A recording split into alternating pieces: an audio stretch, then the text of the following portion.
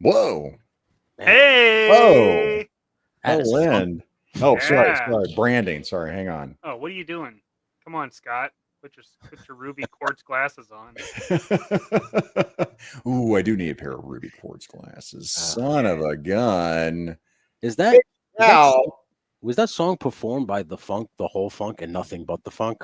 I think so. Oh yeah. Oh yeah. Hey, look, shout out to Crown Fox. Yeah.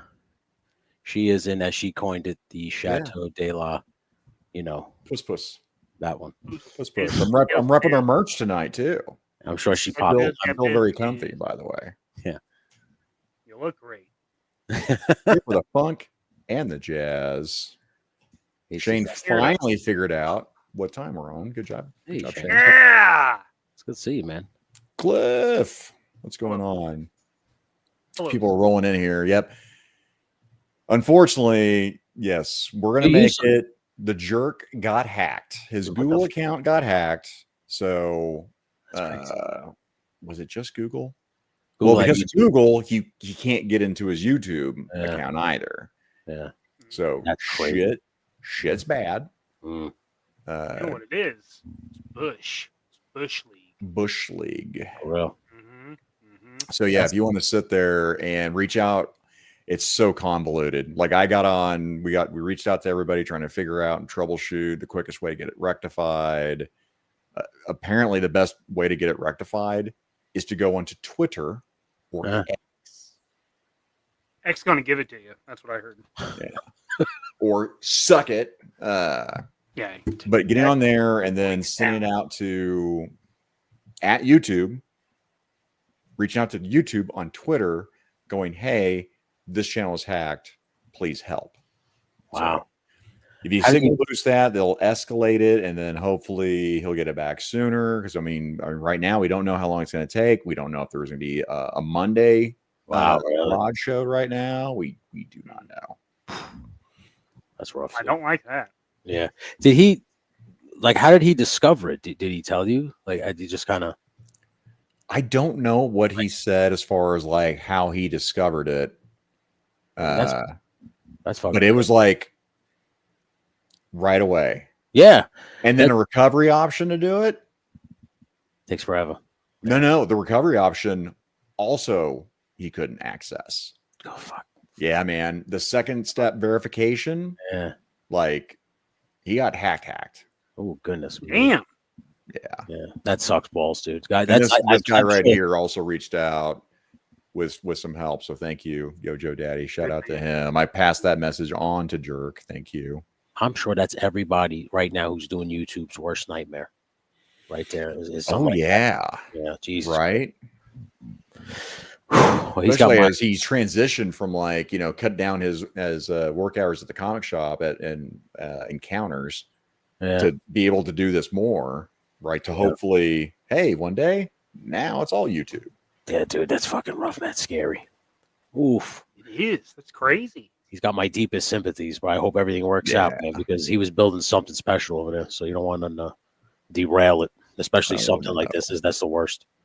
Well, and his channel was still there last I looked, because with admin privileges on StreamYard, I could at least get in there. Okay. And I'm like, hey, we could kind of do a show, but he's got a lot of irons in the fucking fire right now. And who knows if the show is going to go down if we did it. So I was like, fuck it. He's just call it off. We'll postpone and then go from there. So guys, reach out, show some love over there. Like I said, if you want to, jump on to, in fact, this goes out to Replay Crew. Shout out to our Replay Crew. If you want to send her out to Twitter, send a message to at YouTube on Twitter. Again, this sounds stupid, but that's the way it is. Shout out to Duarte and Laser Pants. They both were trying to help and do what they can with their knowledge and what they've run into. And yeah, Duarte started digging into the son of a bitch. He's like, dude, this is wild on how to get your account back. I'm like, yep, that's what I'm finding. Oh, that's fucking insane. That's like I said, that's a nightmare scenario. Jesus Christ, dude. Oh shit. Jerk's he goes, I recognize this isn't the worst thing ever, but right now, this is heartbreaking. Yeah, it fucking sucks, man. I mean, because you can't help the way you fucking feel. This feels like shit is ended. Hell yeah, you feel helpless. You know, because you can't do anything about it. You have no control. It's just taken from you in the blink of an eye. You know, and then you have to like start over again. I mean, listen, I know some people that it's happened to, where they've had their channel taken from them and they've had to start over from scratch. Yeah. It sucks. You don't want it to happen, but if it has to, he's built quite a following that I think it'll kind of rectify itself. Yeah. You know, but Yeah. listen, like I said, like you said, it's a nightmare scenario. No one wants to see that happen because now it seems like the world is crumbling, but could be worse, right? Exactly. That's why he recognizes it. Just, you know, feelings are fucking feelings, man, and I get it. But yeah, Peter Moline, to quote Chad, that is that bullshit. Yes. That is all that bullshit. That bullshit and more. And we'll probably be talking about through 9, and people are going to be trickling in, right? Yeah. Going, what the fuck? Hey, what happened? What's going on here? God damn, man. I was like, because I thought it was a rib. Because I was looking on fucking. That's why I was like, this is not a joke. Yes, I was looking on Instagram. I looked at my wife. I said, oh, shit. She said, what? I said, Jerk was hacked. And she's like, what? I was like, yeah, man, no mega powers tonight. I was like, something's going on. That's not good. Yeah. That's scary. Shit's bad. Mm-hmm. Shit is pretty bad. Okay. So just know that everybody out there who's doing channels, head on a swivel. Head on a swivel. Yeah, both of them. Especially, you know, everything running through fucking, you know, Google. You have to link that shit. Because I remember doing my first live when I was doing Rumble and Ranting. Like, hey, I want to go live for, you know, my first time driving around. And it's like, nah, dog, you have to go through this, link your account, and then we'll scan your account and let you know if you can. Within like, what was like 24 or 48 hours or some shit like that. Yeah, it's Jesus Christ. Oof, that's heavy. That's a heavy way to start. Figure it out. Heavy, but it's part of the community. So I guess, you know what? I'll do this real quick, Mikey. Let's do our community. We haven't done our community for good call. A hot minute here. Community shout out. Thanks for giving back to the community. What community? There's a community? Yeah. He's looking at you, kid. I love Seinfeld so much. You know, I mean, from like, especially like Joe Daddy that reached out. I mean, thank you to everybody that is reaching out, that is trying to. So now, when you say reaching out, are they reaching out in terms of like answers for like getting possible? Jojo Daddy, I want to blast out who got hacked, but he's like, hey, this happened to this guy. He might reach out. He's another YouTuber. He might try that. So, I mean, just any and all suggestions, man. Yeah. So we appreciate the support that's been thrown out there. I've been creeping on, you know, his Instagram, looking at that post, and that is definitely, that's one of the uplifting things about this space that we're in, is everybody just really comes together and helps each other out. When the chips are down, you see who the real ones are. They're the ones that step up and come right to you at aid and shit like that. They're the ones you want to roll with. So like, listen, shout out to the whole community. You guys are top notch, right? You guys are the salt of the earth, all these. For real. Yeah, it could be worse. It wasn't his bank. Like I said, he recognized that chick. It'd be real fucking worse. But monetization runs through YouTube. I'm glad you just said that, because here's the thing: like, it isn't his bank account, but it kind of is, because there's money coming in now. It's a revenue. He's fucking with his money. He's doing that. Yeah. It is kind of putting a monkey wrench, like you just said. He's trying to cut back on hours, finally, maybe making this YouTube thing a full-time job. And just as it happens, the rug gets pulled. Nobody wants to be in that situation. So technically, his account is getting fucked with. His money is being fucked with right now. Yeah. And I don't blame him for being upset, man. Well, I mean, even tonight, you can't stream. You're not getting ad revenue. Yeah. You're not getting super chats. You're not getting nothing. Nothing's coming. And you have no control. You can't just restart. Like you can't just be like, well, I'll just post a video tomorrow. I'll just do a live tomorrow and recorrect the ship. No, there's no access. You can't do anything. The ship is gone. Yeah, that's the problem, man. Like I said, we could still do it on his channel. So, I mean, as long as the hacker doesn't fuck with it and we still have access through the admin privileges, then we can make it happen. But again, then who's to say we're not streaming and it's not going anywhere? Gets yanked, you know. Who knows? Because I couldn't go through into the account, right? I can do all the admin privileges, you know, on the channel, but I can't access to go, hey, lock shit out, change passwords and shit. I don't have that. No, you don't have that ability because that's not your Google account. That's Nope. his. Yeah. Nope. Ooh, that's heavy, man. And then speaking of heavy, headcanon, hopefully you're okay. That's what I'm saying. This guy just got back from the hospital. What'd you miss? Damn. Yeah. Well, you're at the hospital. What did we miss? Yeah. Apparently, we're missing each other. Everybody's like ships in the night. Ships in the night. Robert. Jesus. G-Force Racing. Fucking Infinite Robert dominating the squared circle as of late. Gotta be honest. Oh, is he? Yeah. So But it's smart. Yeah. Buddy, I'm burning the midnight oil with these goddamn shows. Ah, damn. I picked up a win against Alpha Red. He did. I feel bad. I was telling Tony's Figs that. And he's like, shut up. I'm like, dude, I fucking feel bad. Dude, Tony's Figs, I forgot who he beat, and he called me, like texted me. He's like, I got the W. I was like, hey, dude. Yeah, Tony's into it, man. Anyway, so Woody, Tony's fucking Woody's like, Figs, dude. What do you mean? He's like, I don't give a shit about wrestling, but I watch this thing whenever it's on. I said, Nicotronis. Oh, sorry, Felix. Nicotronis. yeah, Nico Nico Tronco. Nico Paco Pronto. What's up, bud? I got your promo, by the way. I'll be fucking with it this week. Hell yeah. Oh, here's the update here. One of my sons had a heart ablation done. Oh, Today Jesus, to fix the bud. problem. 20 years old should be fine. Okay, well, That's Oh, good. that's good. prayers to your boy on healing and recovering. Yeah. Thank God. Oh yeah. Oh yeah. These guys, like, everybody's falling apart this day and age. Yeah, I got major blood scar, which again, in retrospect, not that big of a fucking deal.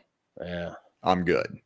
Like I've been shot in my back for another biopsy. I'm waiting on those results. But again, people are in way worse situations, man. So it's all about perspective. Yeah, for real. Let's stop being heavy and all, you know. This is like the heavy, somber episode of Figure It Out. Yeah. I mean, nobody got taken advantage of in a dry creek bed. I mean, that didn't happen. So, you know, you just toys and. This reminds me of the sitcoms where they're like on a special episode of Figure It Out. The boys talk about life. You know what I'm saying?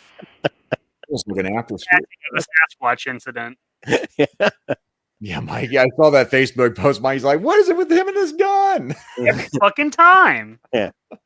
I do. I told Woody, man. And then Woody did it with that toy gun, right? In one of his videos.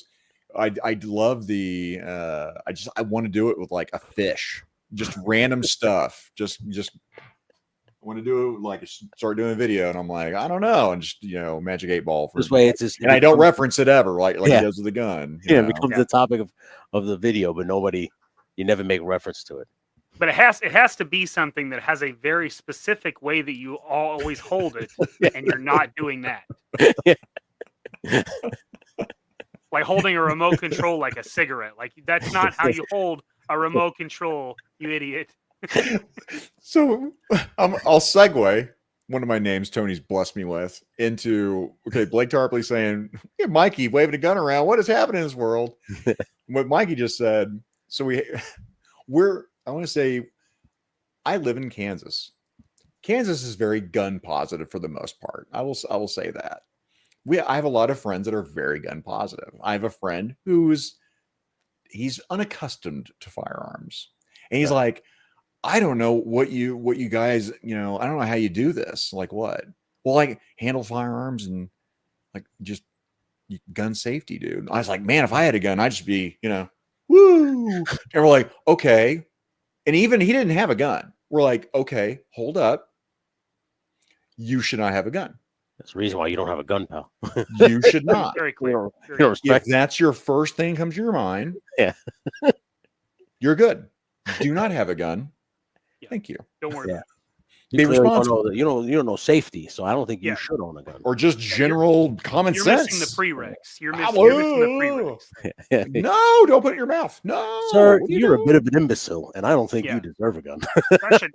I should get a sword so I can just run with it like this. Okay, well, probably shouldn't have a sword. That's probably I think that's what we just I don't know how you people drive cars, says every woman on the planet. Well, you know what? Honestly, I'm kidding, Stacy. What does he want to do with that fish? That's a good question.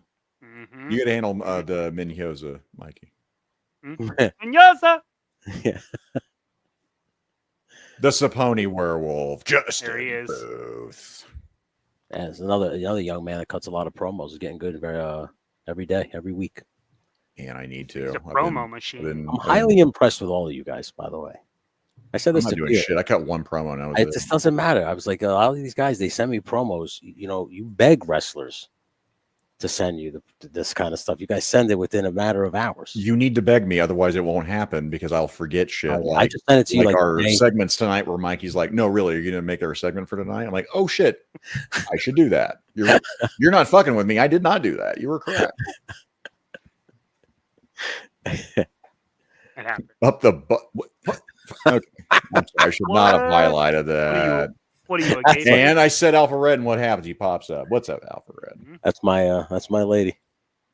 It sounds like your friend's passion lives to be a sword swallower. What am I supposed to do with this? Yeah, I have no idea. And clipped. Okay. That's the person that just sits there with the gun, points it at everybody, and everybody's like, "Get the fuck! What are you doing, Dick? Like, what are you doing? What are you doing, Stacy? Gifting 1 JMK Custom Works membership. Woo! Thank you, Stacy. Oh yeah. Yeah, You got something special TNT for skate. Stacy? Yeah. Stacy might need her own at some point. Stacy probably will. Yeah. Well, I mean, Holy underwear! Yeah! Thank you. It is my privilege to extend a laurel and hearty handshake to our new members. This one's for you.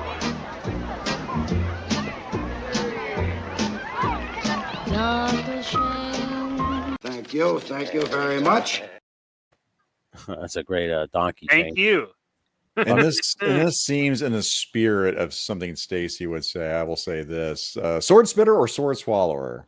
Oh shit, Babe, you are just right now. You are just dynamite. You two, Stacy and Fox, both are incorrigible. Yeah, for sure. And I don't even know what that word means. I'll say this though: Talib just got home. Shout out to Talib. oh, Just got home from Thunderbolts. It Oh. wasn't that bad. You got Guardian of the 1 vibes, but not as good. Well, I would hope so, because Guardian of the Galaxy 1 was fucking awesome, dude. yeah. You know what? I'm saying this right now. Thunderbolts sucks. I'm not going to see it. I don't have to see it to tell you that it sucks. I just watching the trailers. I could tell that it was like Real bad. just like a new version of the Guardians of the Galaxy. They were just trying to kind of recreate that magic of like just like it's random people put together. Yeah, it's a ragtag group. Yeah. Yeah. You don't expect it to be good. And you're like, oh my god, this was amazing. I don't know about you two guys, but when Thanos snapped his finger, that was it for me going to the movies. My movie days ended when Thanos snapped his finger. I don't go I like the next one. I like the follow up to that. I mean, I didn't see that in theaters though. You talking about the Endgame? Yeah, I liked Endgame. Yeah, I thought that was a yeah. good wrap up. I didn't see like once he snapped his finger, I was like, oh, that's a perfect movie. Ain't no way you're coming back from that one. Your mama is so fat, Thanos had to clap. Yeah, that's good. I saw it on Instagram. Like, that's fucking good, dude. Just filed that one away, did you? Just I'm like, now it's gone. That Like meme dust. from hell. It's a great name. You don't have to see Thunderbolt. I see. There we go. Okay. All right. Well, look, we're gonna get lost in the weeds here. We're gonna get lost. I've lost us in the weeds. I take full responsibility for Damn losing it, us in the Zach. weeds. It's totally fine, man. I'm fasting. Shout out to Blake Tarpley, who basically he didn't talk me into it. He didn't peer pressure me, but we have a DFW feud coming up 2025, and he brought up a 72-hour fast, and I'm like, you know what? I'm gonna do it. I'm at 36 hours. I'm halfway. So now, how do you stay like how do you have keep energy and stuff like that? You drink? You drink coffee, which sucks, and I hate fucking coffee. But Oh god, bud, I feel bad then. That sucks. that's So what I you told drink- Mikey. I was like, Mikey, I am so into this fast right now. This actually doesn't taste like absolute shit. It just tastes like ass, Oof. which I'll take. Oof. I just drank water with a little bit of salt. Isn't it that how you're supposed to do? So that is my keto chow that's in this water. It's got magnesium, potassium, copper. Yeah, I zinc, just drank. I did blah, that. blah, blah. I did that for my 5-day ones. Fucking 5 days. You fucking dude. You and my buddy at work, 7 days. Good Lord. Yeah, it's just one of those things where it was just like, let me see. Let me just see if I could do it. And then I did it. And then I was like, let me see if I could do it again. And I did it again. It was one of like I'm not proud of. I don't like, just something that I'm like, I can intermittent fast. Like drives my wife crazy because she's got to eat every 3 minutes. So if I don't feed her every 3 minutes, she's like a gremlin. She turns into a monster. And I know she's in the chats. I love you, babe. But it's true. It's true. It's true. She doesn't eat. Girl, it's true. But me, I can go hours. Like I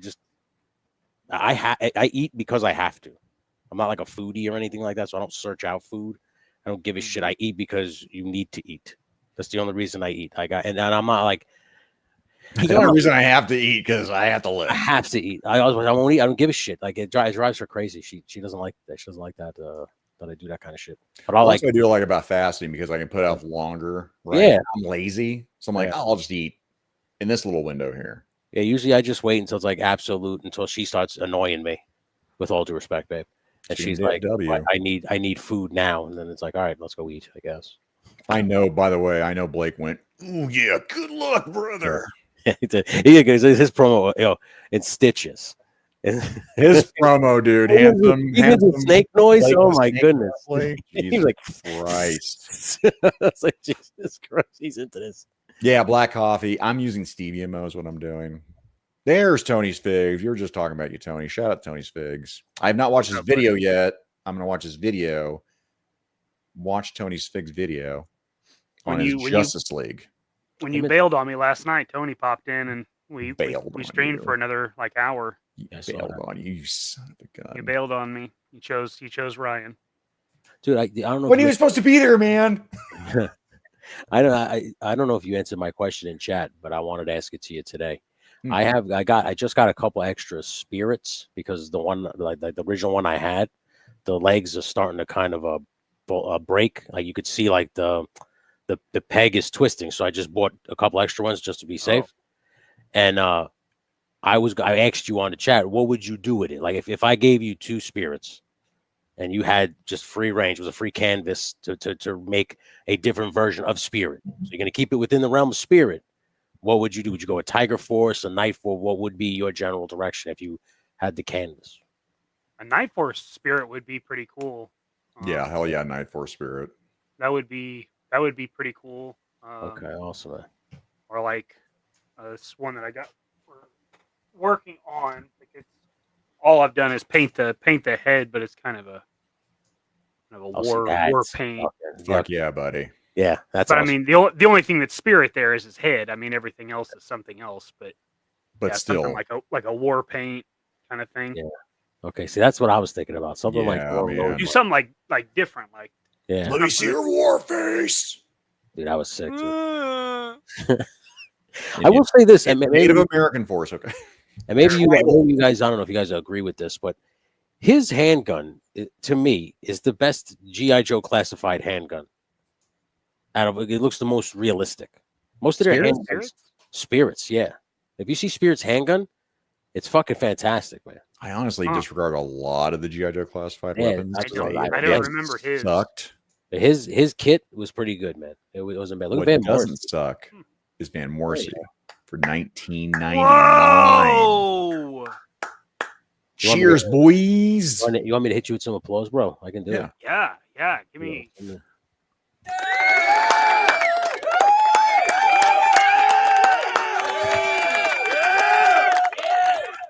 Yeah. Tiger Woods. Thank you.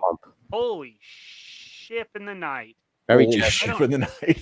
I don't have a one for that yet. What do you get? Oh shit! I could play mine. I think I took it out. Yeah, I took it out. But she ate my butt. I'm sorry. She did what? She ate my butt. She ate your ass. Did you eat hers? Of course. What are you talking about? Dude, that's standard. You think that's standard to eat someone's ass? That is not standard. Everyone's eating everyone's ass now. Thanks. How much I appreciate you. You might want to take back that super chat. No. Holy cow. And then on top of that, I give you the Nugget night. Seriously, you have nuggets? Let me come over. No. All right, new plan. You go eat your nuggets. I'll get my hands on my own nuggets. Don't you worry about how. That's what I think. A legend in Whoa! here. War chest full of toys. Wigfot, as he's referred to. Joe Fan 84. Hmm. All right, now before anything else happens,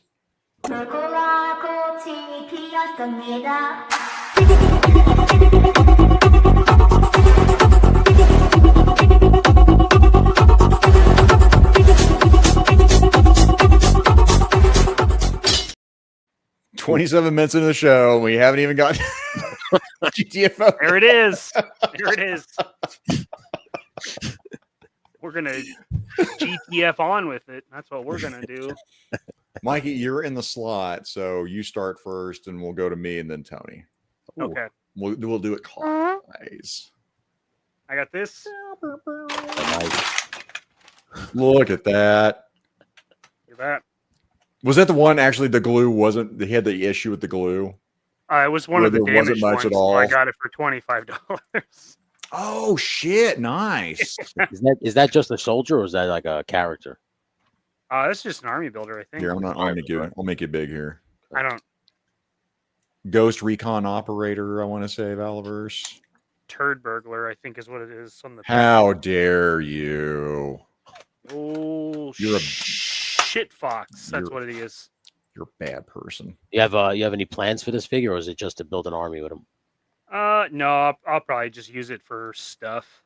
I won't. I don't army build anything. Yeah, right. Oh, that's interesting. I didn't know they put a swivel in the calf. In a calf. Oh wow. Well, it's holding up pretty well.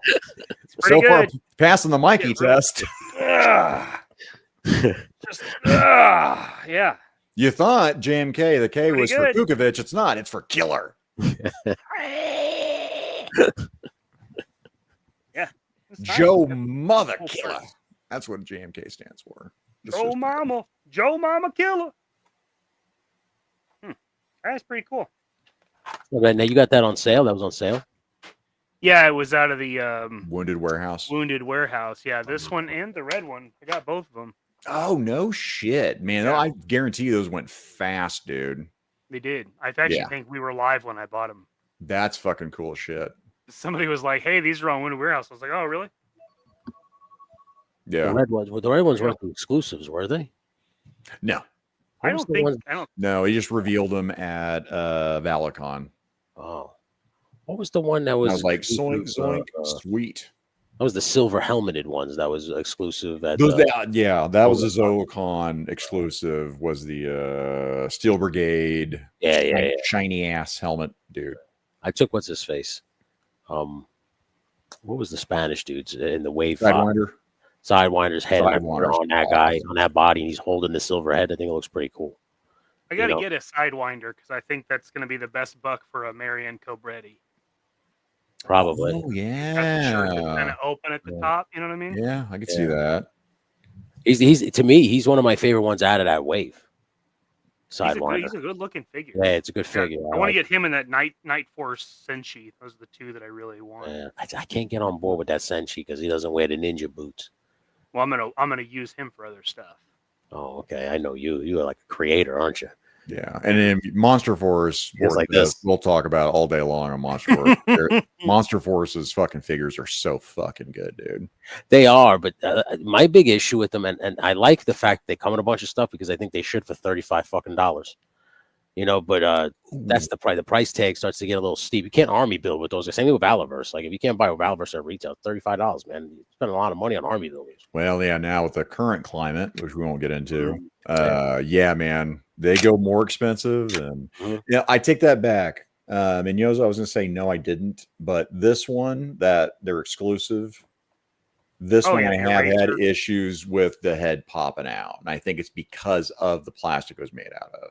Is that that's Monster Force, right? That's Monster Force on that one. I've really fucked with. I have what's his face on the throne, Dracula. He's like this. It was it was pretty easy to get him posed. He stayed pretty good. The soldiers aren't bad. I haven't had any issues with them, but I haven't really taken them out and into like photography and shit like that and really posed them. I haven't done anything crazy, but I mean, I've worked on him pretty good. I haven't. The Okay. only one I had the neck issue with was That guy. that guy. Okay, all right. Different plastic with the translucent. Yeah. It's like softer, right? It feels softer. Oh yeah. Yeah, right. I mean, it's good. I like it, but Yeah. This is what I want to do with Senshi. This is a drawing of Budo I did. It was like an updated Budo. That's sick, bud. And so when he came out Senshi, and I was like, oh, there's parts. Yeah. That's So sick. that's what I want to do. That's giving me like an Asian version of like Bloodshot, that comic book character. I can see Well, that. he's like Bloodshot, except he's not retarded. Like he doesn't. I'm not talking about the Vin Diesel Bloodshot, okay? No, I'm talking. Yeah, I'm talking about Leafield Bloodshot. The relaunch of Bloodshot, but I guess Valiant did that a few times. But there's one that's really good that I liked. That was one book I never got into. I never understood it. Was it like any good, that story? Eh. Yeah, it was just one of those. Hey, listen, let's focus here, pal. We're going to talk about more GTFO, Mikey. What else you got, buddy? That's all I got. That's all you got? I mean, I have other stuff, but Get some other things. I got things. I got stuff and things. I'll do rapid fire. I was on 3POA because we were doing a subscription drive for me. Oh, I'm almost at 500. If you have not subbed to me, please God sub with me because I wasn't getting it on Mikey's channel, but I'm on Mikey's channel again. But whatever. Anyway, please sub to Zakainen. Pretty please. Thanks. yeah, just hit that sub button. It's not that hard. Just hit it, please God. Please do it. Okay, just Just give it a do listen. it. Like, This quality content that we're doing here with everybody. well, you get this all the time. Yeah. If you click subscribe. I mean, Yeah. Jesus. Not showing my OnlyFans not on the yet. reflection here, We'll but yes, I haven't bought Jada on these pink slip diecast cars, but this is the first Mopar that I've seen, and it was black with that purple gradient. Yeah. That's Barracuda, Nice 1973, pretty good fucking year too, by the way. So I picked this up. I'm probably gonna slap some Decepticon stickers that I have on this motherfucker immediately and go, I've customized it. Yeah, that's cool. I am a customizer. Look what What's I've the- what- done. Let me see that. Let me see the front end. The front end? See that front. Nice. Yeah, that's not a 73, but okay. Are you telling me this is fake news? I'm telling you, that's fake news. Oh That's my a goodness. That's a 1970 AAR CUDA. Well, that's why I'm going to throw in the Decepticon stickers. You better call Jade up right now and be like, listen, you're gonna fucking sell these things. You want to put the right fucking year on them Yeah. next time? Mr. Jada, Yeah. you're an idiot. Hey, Jada? Steve Jada, I know you're fucking listening right now. All right. John Mr. Bon Jada, listen to me right fucking now.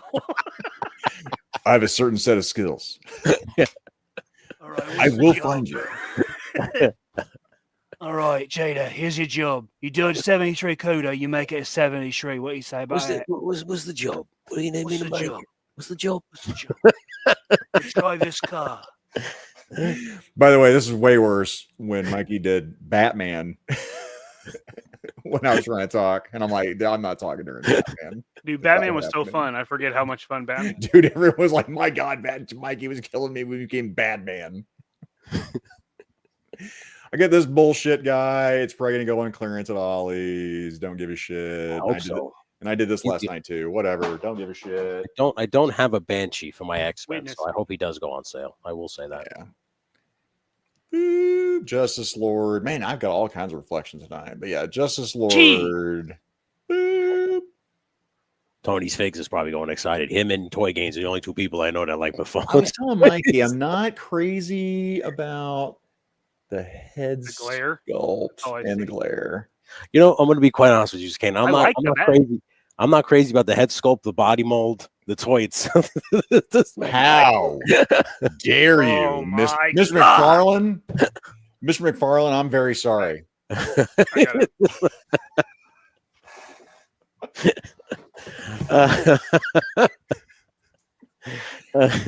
Bullshit over here. Andor, that movie, that show sucks. Whatever. I don't give a shit Does it? about that. I tried watching. I got bored out of my fucking mind. I cancel my. But I do like this range trooper. I think this is neat. So if I was gonna build armies, it would be like stormtroopers. It would be with this guy. You would get the Count from Sesame Street. Is what you would do. Obviously, Tony, if you're an army build, and you would do an underworld theme kind of deal. If you're gonna be collecting vampires, that is the vampire. Is I can only count to 4. Yeah. Take it back, Tony. I heard what you said, and it's not okay. I'll use my skills that I got in the mountains. Son of a bitch. Hey, Bats, we need to get you a string so that stays around your face. No problem. No. I like it. It's almost like a masquerade thing. It's like if you just had a stick, right? Where did Mikey go? What did you do with Mikey? Dude, I have a legit bad cow. Where is he? Like a rubber one, like a latex rubber one. I Did you can't. make it yourself? I can't put it on I because got this one at Ollie's. dude, you want to talk about claustrophobic? No, I don't want to talk about claustrophobic.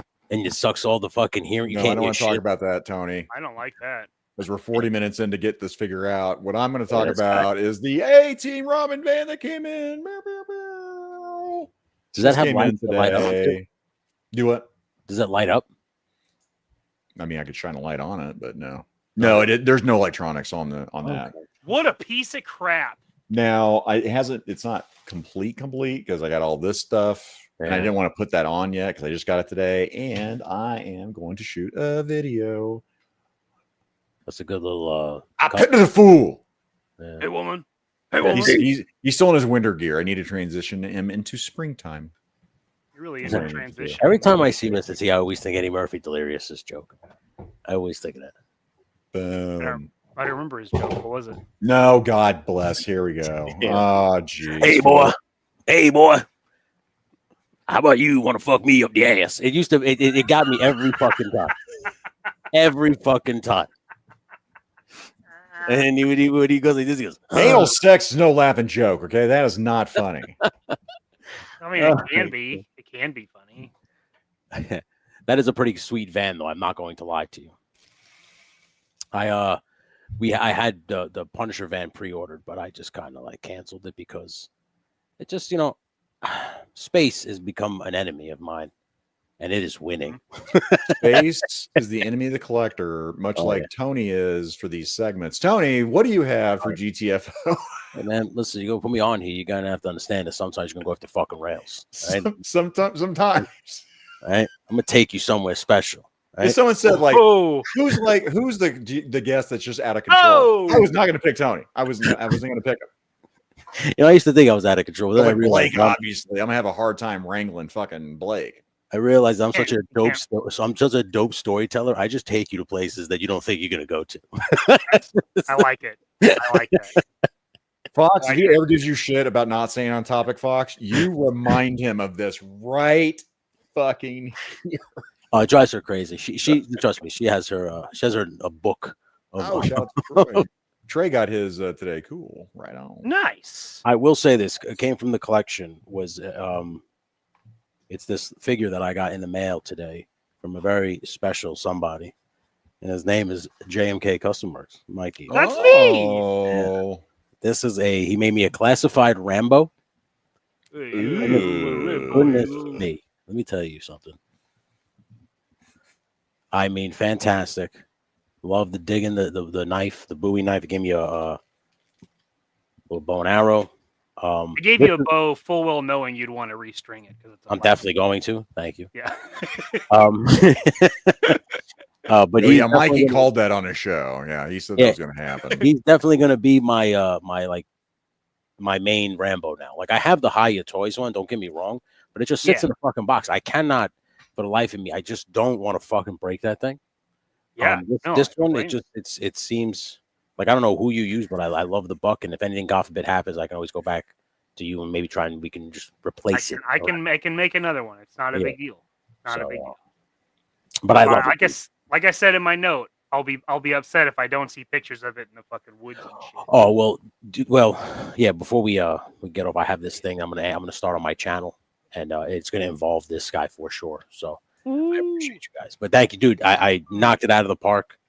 This is the second custom I have from you. Obviously, Destro was the first one, and that one is still by far my all-time favorite figure that I have in my collection. Now, this one obviously that's a 1A. This would be obviously 1B. So, buddy, thanks, buddy. Top-notch work, man. Thank you so much. And in terms, like, I know you threw that Banshee behind you, like you didn't give a shit. Fuck, that's right.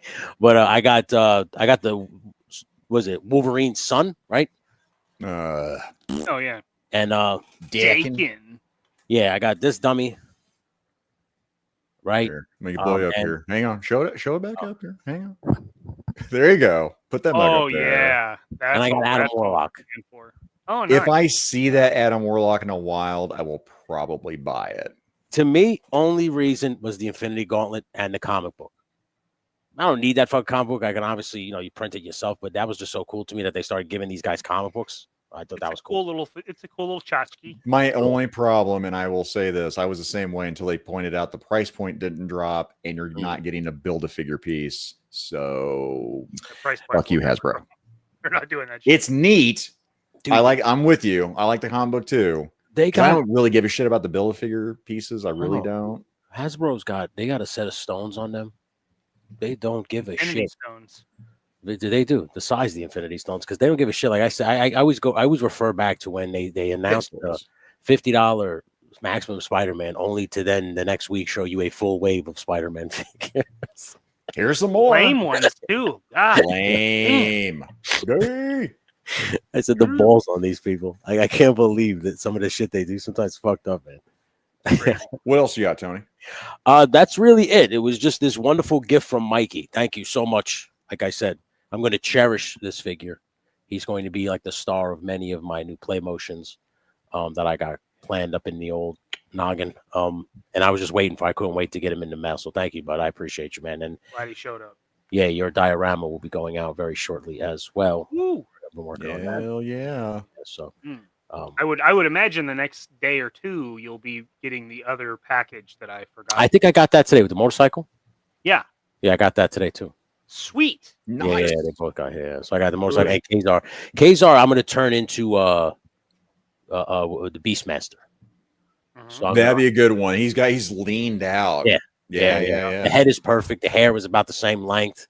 So I'm just kind of gonna look for I know he carried a satchel that he had the ferrets in, and I want to find Yeah, I want to find his sword because I know he had a specific sword. Yeah, fucking scimitar. Yeah, right. So I want to get that sword for him, and like I said, I know he had some stuff like the bracers and stuff that I'm gonna really. Oh, that'll be easy to do. Yeah, even if I have to make them by hand, I'll do it. I don't give a shit. So I'm excited to tackle that. That's gonna be another. I'm a big Swords of Sorcery guys. This was the last time I was on here. We talked about it. So my action figure collection, there's a special piece of that collection that is just Swords of Sorcery, and a piece of what?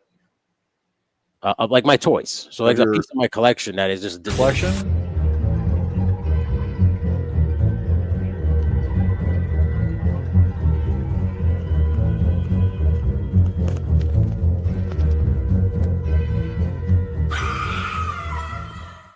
Wait, they don't call you Segway for nothing. Dude, I mean, you nailed it, dude. What a segue. Ladies and gentlemen, did he not just earn his name? Oh my god. Albino Cobra. Segway. Muscles Marinara. The Vault. Don't start the Vault. Vault. I forgot about the Vault. I just told somebody else that Scott Hughes, actually. I was like, oh, you know what? Tony does call me the Vault too, Scott. And don't forget the newest one that just popped in my head, the Translucent Shadow. Translucent Shadow. Jerk gave me Goes to Walks. Goes to Walks, good too. That's my Native American name. Soon you'll earn the name Graybush. I think he's there. Little by little, I'll tell you what. I think Joe Rogan's talked about this. That is the last place that I've been able to keep color that I don't give a shit. Because I don't have hair. Guys, people thought I was a swimmer. They thought I shaved. I don't. Except here's a 70s porn show. There's a gold chain fucking hanging off this motherfucker. That's the last. That's a place I don't want fucking hair. Yeah, it's the last place to get old. Good Lord. The base of your penis. Last place the last place the Father Time comes for. The nickname, just the like- bearded dragon, is what I like to call it. Bearded dragon. And when it's cold, the bearded turtle.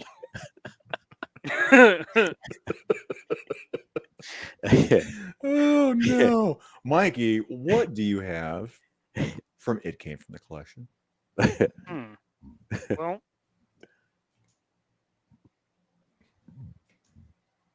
Fiber optic bush.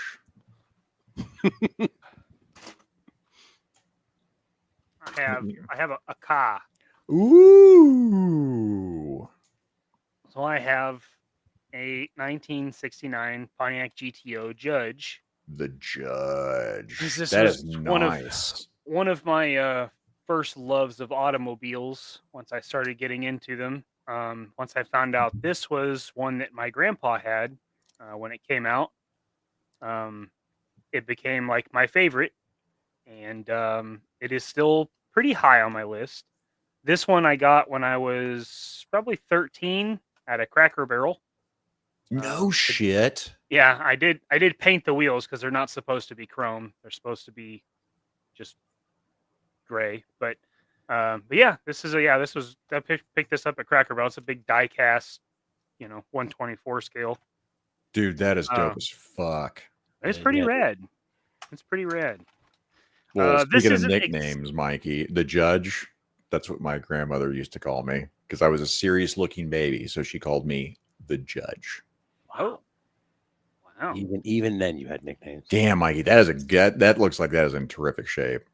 It's not. It's pretty beat up, actually. It's got a Is lot it? of scuffs on it. Because I've had it for I guess in the camera it looks pretty tight. Yeah, it does look pretty good on camera. There's scuffs and stuff. It does come up well on camera, but yeah, it's not exactly like my grandpa's. Papa didn't opt for attack or hideaway headlights or bucket. Does the seats hood or any open? of that Can you shit. see the engine on that one or no? Yeah, it does.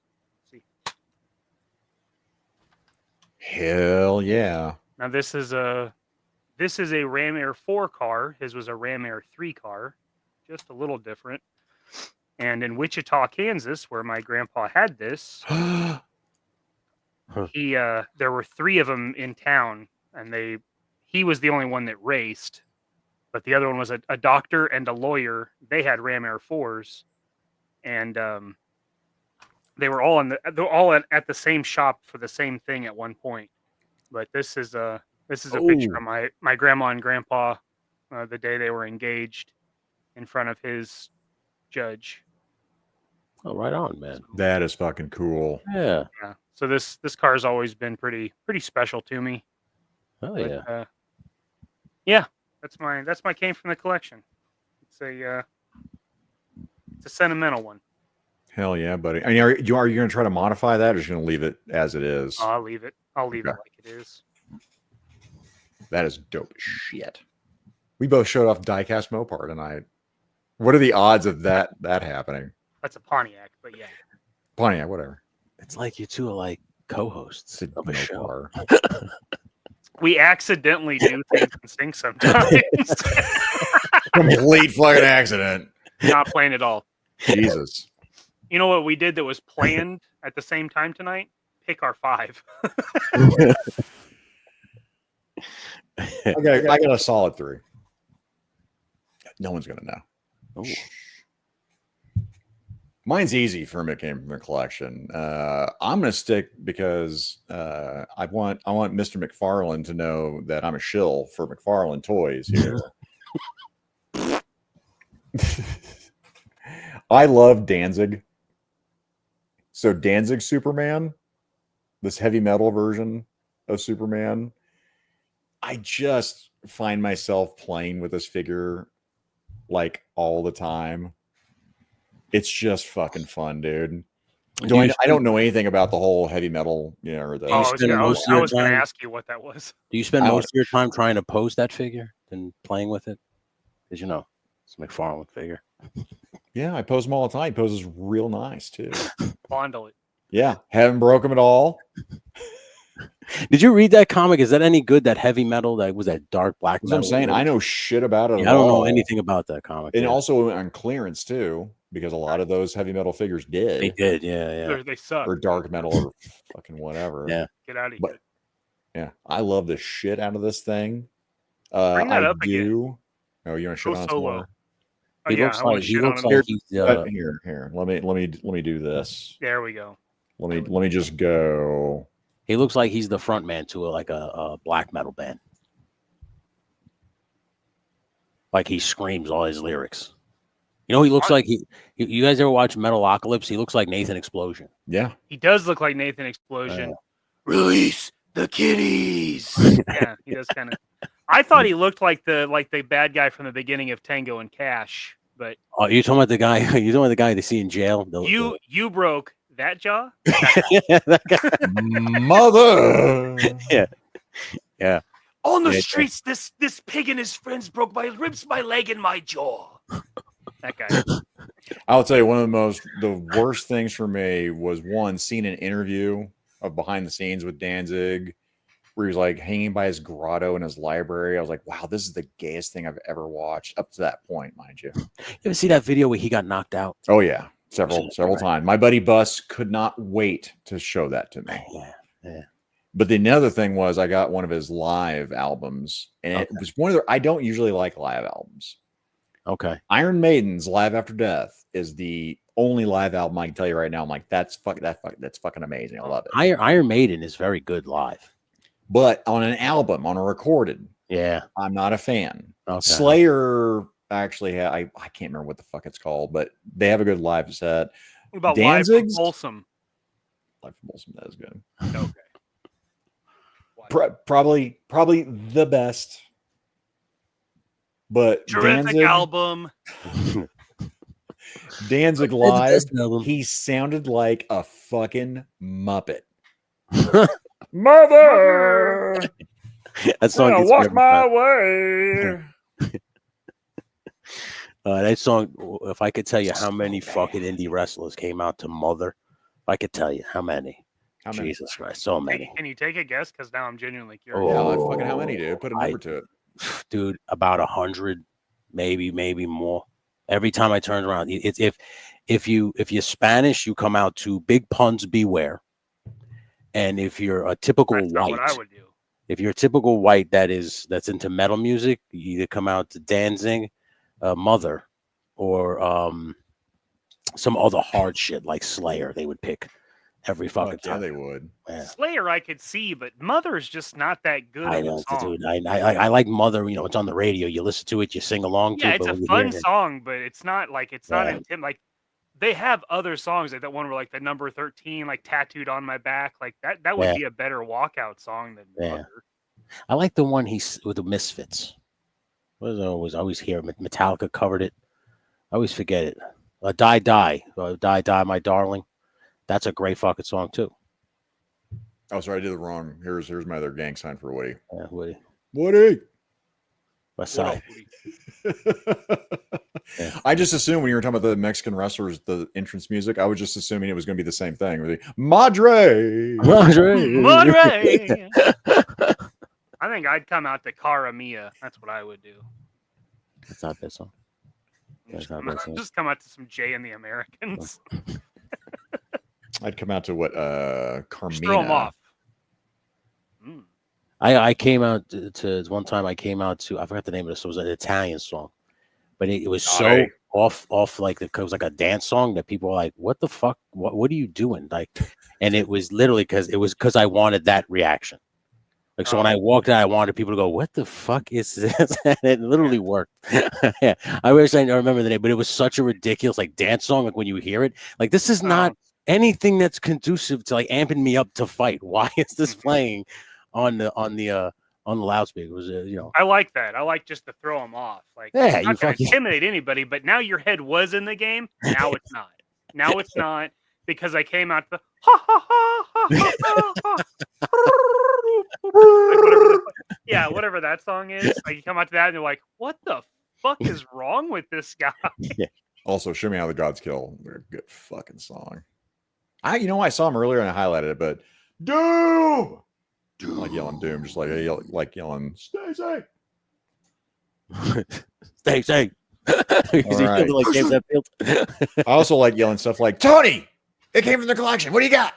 Oh, okay. So I just brought it up. So I figure, you know what? Fuck it. It's from my collection. Fuck it. When I was in my cosplay days, back in my day, when I used to cosplay Batman, like I always tell the story that I put on a Batman costume and I realized that I'm not Batman. I'm the guy Batman beats up for information about the Joker. And I shouldn't be dressing up like Batman. This was the mask that made me realize I was telling you about the claustrophobic. This is from the what is that? Justice League War? That cartoon movie? That's a good one. Yeah, so it has like the chin piece. It was from that those films. And let me tell you, man, when you put this thing on, like I told you, I don't know if you're claustrophobic, close your fucking ears. Because this fucking thing makes you feel like the walls are closing in real fast. I don't know how Keaton did it. I don't know how Christian Bale did it. I don't know how Affleck. I did. Money, lots and lots of money. Because this thing, you can't hear anything because the latex rubber literally just it sucks on. You can't hear a fucking thing. Everything's muffled. You can't see anything. You would think you'd be able to see. You can't see shit. And this piece right here literally keeps you like this. So like you can't. Gone. I walk around like that anyway, so it's it'd be this great. all day long. You know, so you're basically doing you this. You got a Keaton turn. You got to do the shoulder turn. You're doing this. You're out. You're like an owl. Like that's basically what you're doing. And if you're looking down, it's from the waist. Okay, listen. I want to correct you. You're a guest. Owls can literally look fucking behind themselves. That's not a good. You shouldn't use owl. You know what I mean. You got to. You said owl, dude. I think it was better. I think it was a bat. By the way, I'm waiting the entire time. I've got Tony blown up like this. I'm waiting for Mikey. With the mask looking backstage. And I'm like, well, obviously, this would be the opportune fucking time. Much better. Where is she? I can bring out a goddamn bouquet of fucking roses. This motherfucker is going to pull out Batman. You pull out a Batman fucking cow. Mikey's like, oh, that's great. Yeah, it's good. That's good. God damn it! There can be only one. But I still have the muscle suit. I still have the spandex Batman costume. You ever just wear it to get groceries or something? No. Shit. I you know what is because like I said, between the muscle suit, although I've thought about it. I mean, who the fuck wouldn't want to go to a grocery store dressed up as Batman any day of the week? Probably the guy that would be wearing the suit because. Your schwanz is just going to be a it's the worst. You put on that muscle suit, it just basically no breathing space, no breathing room. Inside of this is a soup. Yeah. It literally just man stew. It's a lot of peas and carrots, just stewing all day. Anyone who has not watched Pete Holmes needs to. Oh, as Batman, as the best. Watch Batman. It's good. Do you see the one I watched most recently, and it gets me every time, is when he sees Two-Face for the first time. Every time he turns around, he goes, "Harvey, welcome back." And then he goes, "What did you do at Harvey?" who do you see? Scary face. It is funny. Harvey face. Every time. Yeah, it's good. Oh, good. It's stupid. It's really dumb. But I love I'm trying to remember on Batman. We talked about that last week, didn't we? No. I think we did during the meet.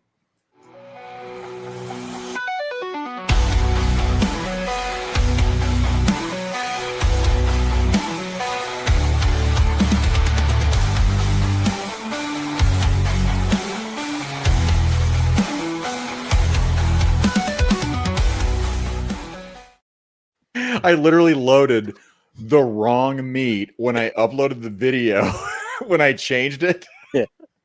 So that's why you brought up Batman. I literally changed after school special the whole 9 yards and when I uploaded it. Still wrong. You boob. Well, that's what you get for putting that fucking mask on. It is what it is. Oh my god! Yeah, you know what? I'll say this, Mike. Your hair looks amazing. It looks like a troll doll now after headbanging. Oh my god. I have no idea where I created that clip. Who knows where the fuck it is? I don't know. Somewhere. I did it. I looked for it. So hey, guess what? After school specials is what we're gonna do, everybody. Ooh. Or is it after school television, right? Is that was the more After school television. Yeah, What okay. did you Television. race home for? You got done, you raced home, you're like, I can't wait to watch this. It was Ren and Stimpy. Well, okay, Mikey's gonna lead off. Number 5, Ren and Stimpy. Psych! Oh shit. It wasn't Ren and Stimpy. Got me. I wish it would have been, but I have a feeling that would have scarred me. I'm trying to think when that was on. That was what? Early Adult 90s. Swim, like 9 o'clock or some shit, right? Why? So I don't remember. know. 8, wasn't it? I remember the early '90s on Nickelodeon. Yeah, it was. Yeah, it was early. It was Nick early. at Night. Ren and Stimpy. Yeah, I remember. Was Ren and Stimpy on Nickelodeon Nick at Night? No, it was. I was like, that was Adult Swim, wasn't it? No, because when I was a before kid, Adult Swim for sure. when I was a kid, the original Ren and Stimpy was on Nickelodeon. Holy forgot- shit, I don't remember Or that. what times it was, but I remember as a kid it was on Nickelodeon, and that shit used to make me laugh. And even then, I didn't understand the shit, like because it was like clearly for adults. It wasn't for children. Yeah, I don't know if the last time you guys have watched Ren and Stimpy, it is not for children No, at all. no. Like No. SpongeBob's bad, Ren and Stimpy is so much worse. Yeah. Holy Oh, Lord. dude. Dude, it's bad. Yeah. Gennady Tartakovsky is so fucking good at making all these different fucking animations, man. He's so fucking good. And Power Girls, Ren and Stimpy. I'll say this: if you guys haven't watched Primal, you need to watch fucking Primal on Max. Oh, it's very good. No dialogue, neither. It's so good. So Yeah. fucking good. Very good. Yeah. All right. So, Mikey, what do you have? Number 5, X-Men. X-Men 97. This was no. X-Men 94. Yeah. Yeah, the OG. Now, to be fair, I did not get to watch this on TV, so I would like rush home and I would like just start going through the cassettes because I had all of them. Such a great cartoon. I know when you and Tony are doing your show, I know it's off the rails. I know you guys are going to pick whatever the hell you want, just willy nilly. I know, and I'm okay with that. You should be. Yeah, what am I going to do? Yeah, what are you gonna do about it? I didn't put this on my list because I don't know. This might have been just because it was in.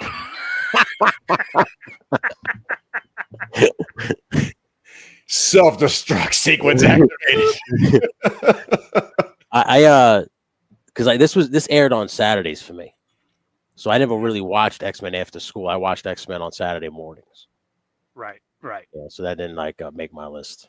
But I do X-Men. That X-Men cartoon will always hold a special place in my heart. Although, when did you watch the whole series? Yeah, That final season was hard to not get. very good. Yeah, no, it was very bad. They changed the art. The art Yeah. sucks. There are some cool stories, like the one where Wolverine's a spy and he's in World War II with Cap. That's Yeah. a cool story. Yeah. Yeah, Most yeah. of it, not It's rough. good. Yeah, it's I didn't rough. watch You- them because you of the go from comic books doing like were in the me. Phoenix Saga story, which is really cool, and Mm. you do like Lilandra and the Space Pirates and all that. Yeah. Shit. Like, there's some cool shit.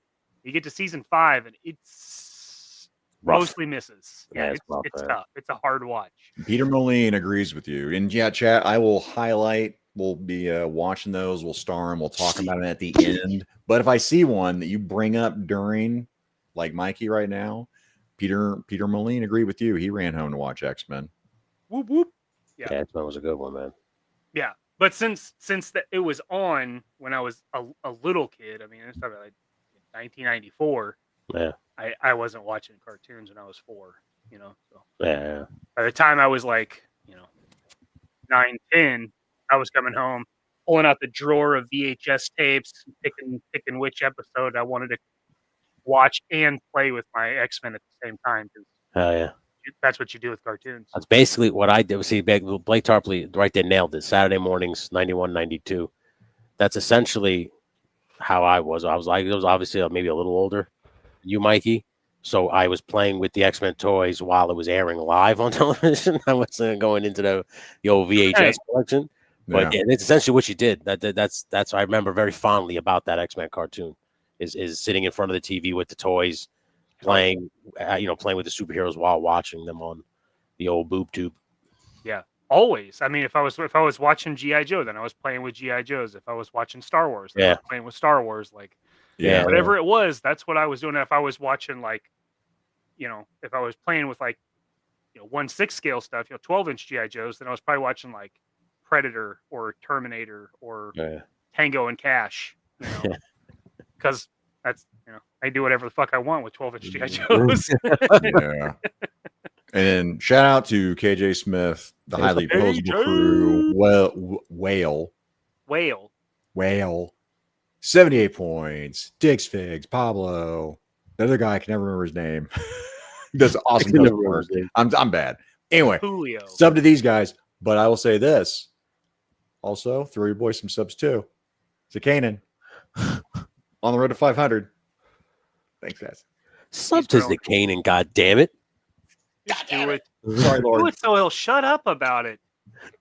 I'll probably shut up for a good long time until the 1,000. But anyway, check out Highly Posable on Fridays. Oh, yeah. Check it. I'm just doing it so KJ doesn't meme me. And now apparently Diggs, because Diggs does some memery himself in the videos. So he's got some production power. Fancies himself a memer, does he? Thank you, Blake. All right. Hey, you're making progress, bud. And then Min. Yeah, I could not watch the X-Men cartoon. I couldn't do it, man. I didn't like the animation. Mainly because of all the Japanese animation, Japanimation, if you will, that was so good. And I liked the old I didn't think it held up to even Thundar the Barbarian as far as the animation, all the Hanna-Barbera stuff. I just wanted more out of that. It isn't as good as the 60s stuff. I will be completely open about that. I always thought the Hanna-Barbera stuff, the Fantastic Four, all of that stuff, Space Ghost, all that shit. Always thought that was always my favorite animation. That was the best. But this is your time period. I mean, you grew up with this. Exactly. Yeah. Exactly. I always you look at this with rose-colored glasses. So it's like you always remember, like I just said, you're a kid, you're sitting on the floor playing with your toys. You're not so much paying attention to the animation or the fact that it took liberties with the comic books, so much as it's just taking you to a place like where your imagination can run wild, brother. So like you just like for me, it wasn't about like, oh, they butchered this story, although they probably did. Oh, they did. Yeah, for me, it was just more like it's background noise to jumpstart or kickstart my imagination for when I'm playing with the action figures. Yeah. Yes. Yeah, for sure. I mean, if I could have had comic books on tape, then I would have been. That's what it would have been. They would have been reading Claremont stories to me. Because once I grew up and I had read the books, I was like, wow, this is terrible. It's not as bad as G.I. Joe Sunbow, because I feel like that's the worst adaptation you could possibly have. Yeah. Well, no, real bad.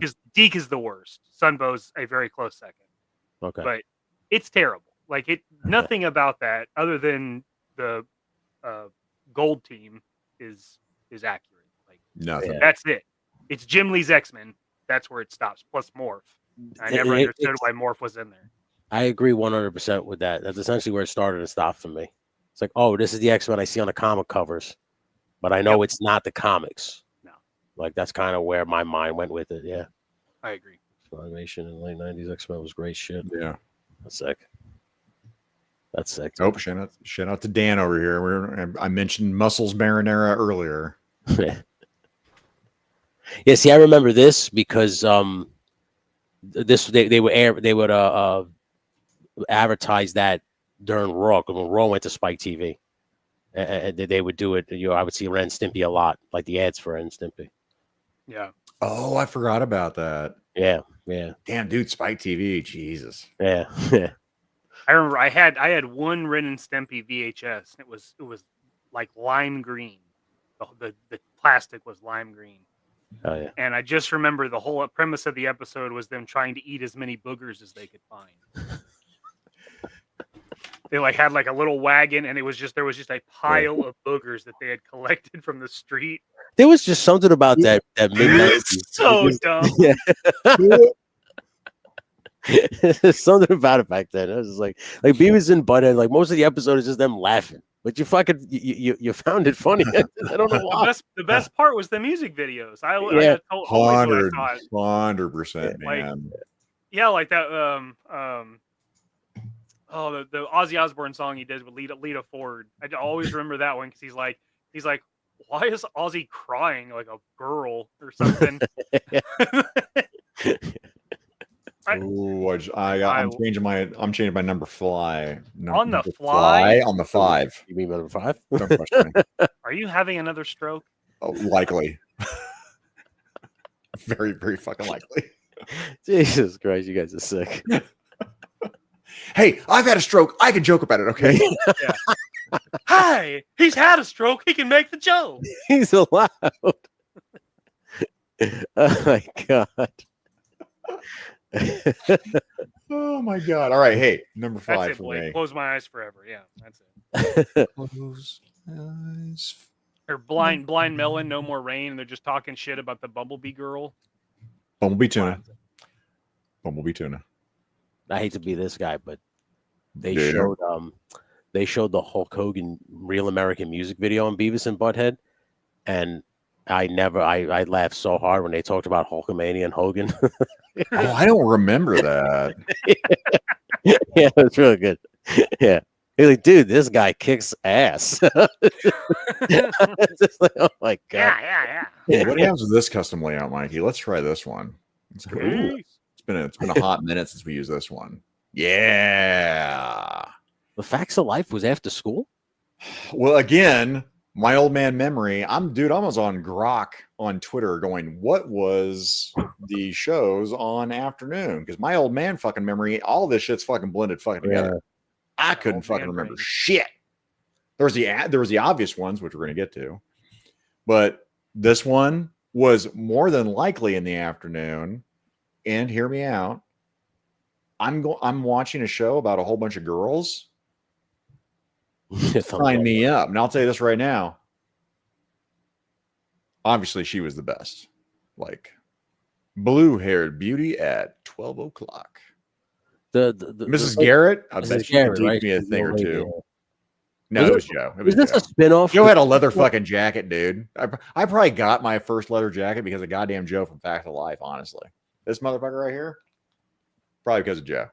Because goddamn, she looks smoking fucking hot in that motherfucker. Wow. Yeah. Blair, this girl, the rich girl Blair, Joe. My father still watches this show to this very day. Really? I'll see him every day. My father is a big sitcom guy. That's weird, dude. I stopped watching a long time ago. That's fucking weird, dude. No, you didn't, you liar. Probably still watch it right now. As soon as it comes on, you put your leather jacket on, you go, let's go to another world, Joe. That's exactly what happened. That's exactly how it happened. For real. She was a bad girl. I'm a bad I boy. guess I could see what you're talking about watching it in the afternoons, because like I said, the reruns and my father, because there's some things on my list that are live action and they were reruns because my father was watching it.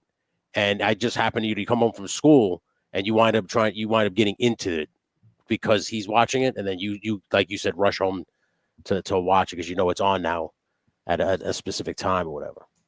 Also, Nicotronus, wrong. Jesus. It's been said. He's that's it. I would Facts accept of life. I would accept Blair and Joe. Now, 3-way? Okay, Blair can join it. I'll allow it. This show was on for a while too, wasn't it? Oh, yeah. Yeah, it had quite a few seasons. Let's just destroy my computer. 1979 to 1988.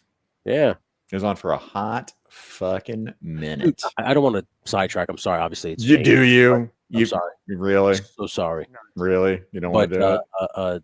That Shout. Did you see that production company Shout? Nope. They have a YouTube, and all these old shows are on there. They play live. So if you ever want to watch all those old shows, Shout. It's on. Yeah, Shout. It was just on the IMDb for the Facts of Life. No, I didn't see it on there. Yeah. So if you go to YouTube, they have the Shout Studios, it's called, and all these old shows, they're all on there. Yeah, well, shit. Let me look. I was looking to see where I could watch some of these shows. Yeah, so I'm so a lot of they had on? they had Hunter. and Ooh, like all Hunter. these just playing live. It was like a live stream, and there's like multiple of them. It's pretty crazy. Fucking Shout Factory, Kevzilla is saying here. Because I think of Hunter, I think of Timu Clint Eastwood. That's what I thought of Hunter back in the day. Yeah, that's exactly what it was.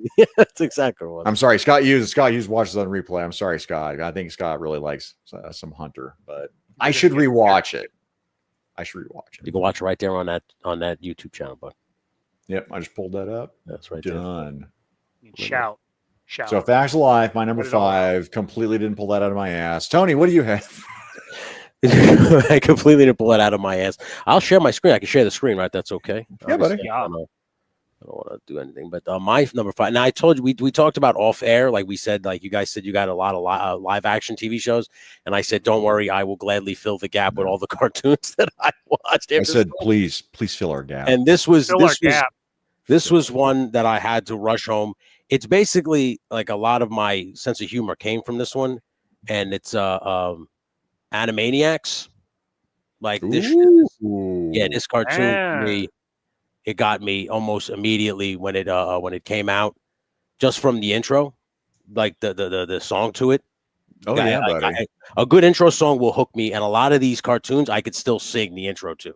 Like I still remember them. Was Freakazoid part of that lineup? Yes, it was. It was like, because this would come on. I don't know if this was on at like 3. Then it was Tiny Toon Adventures, which is also on my list.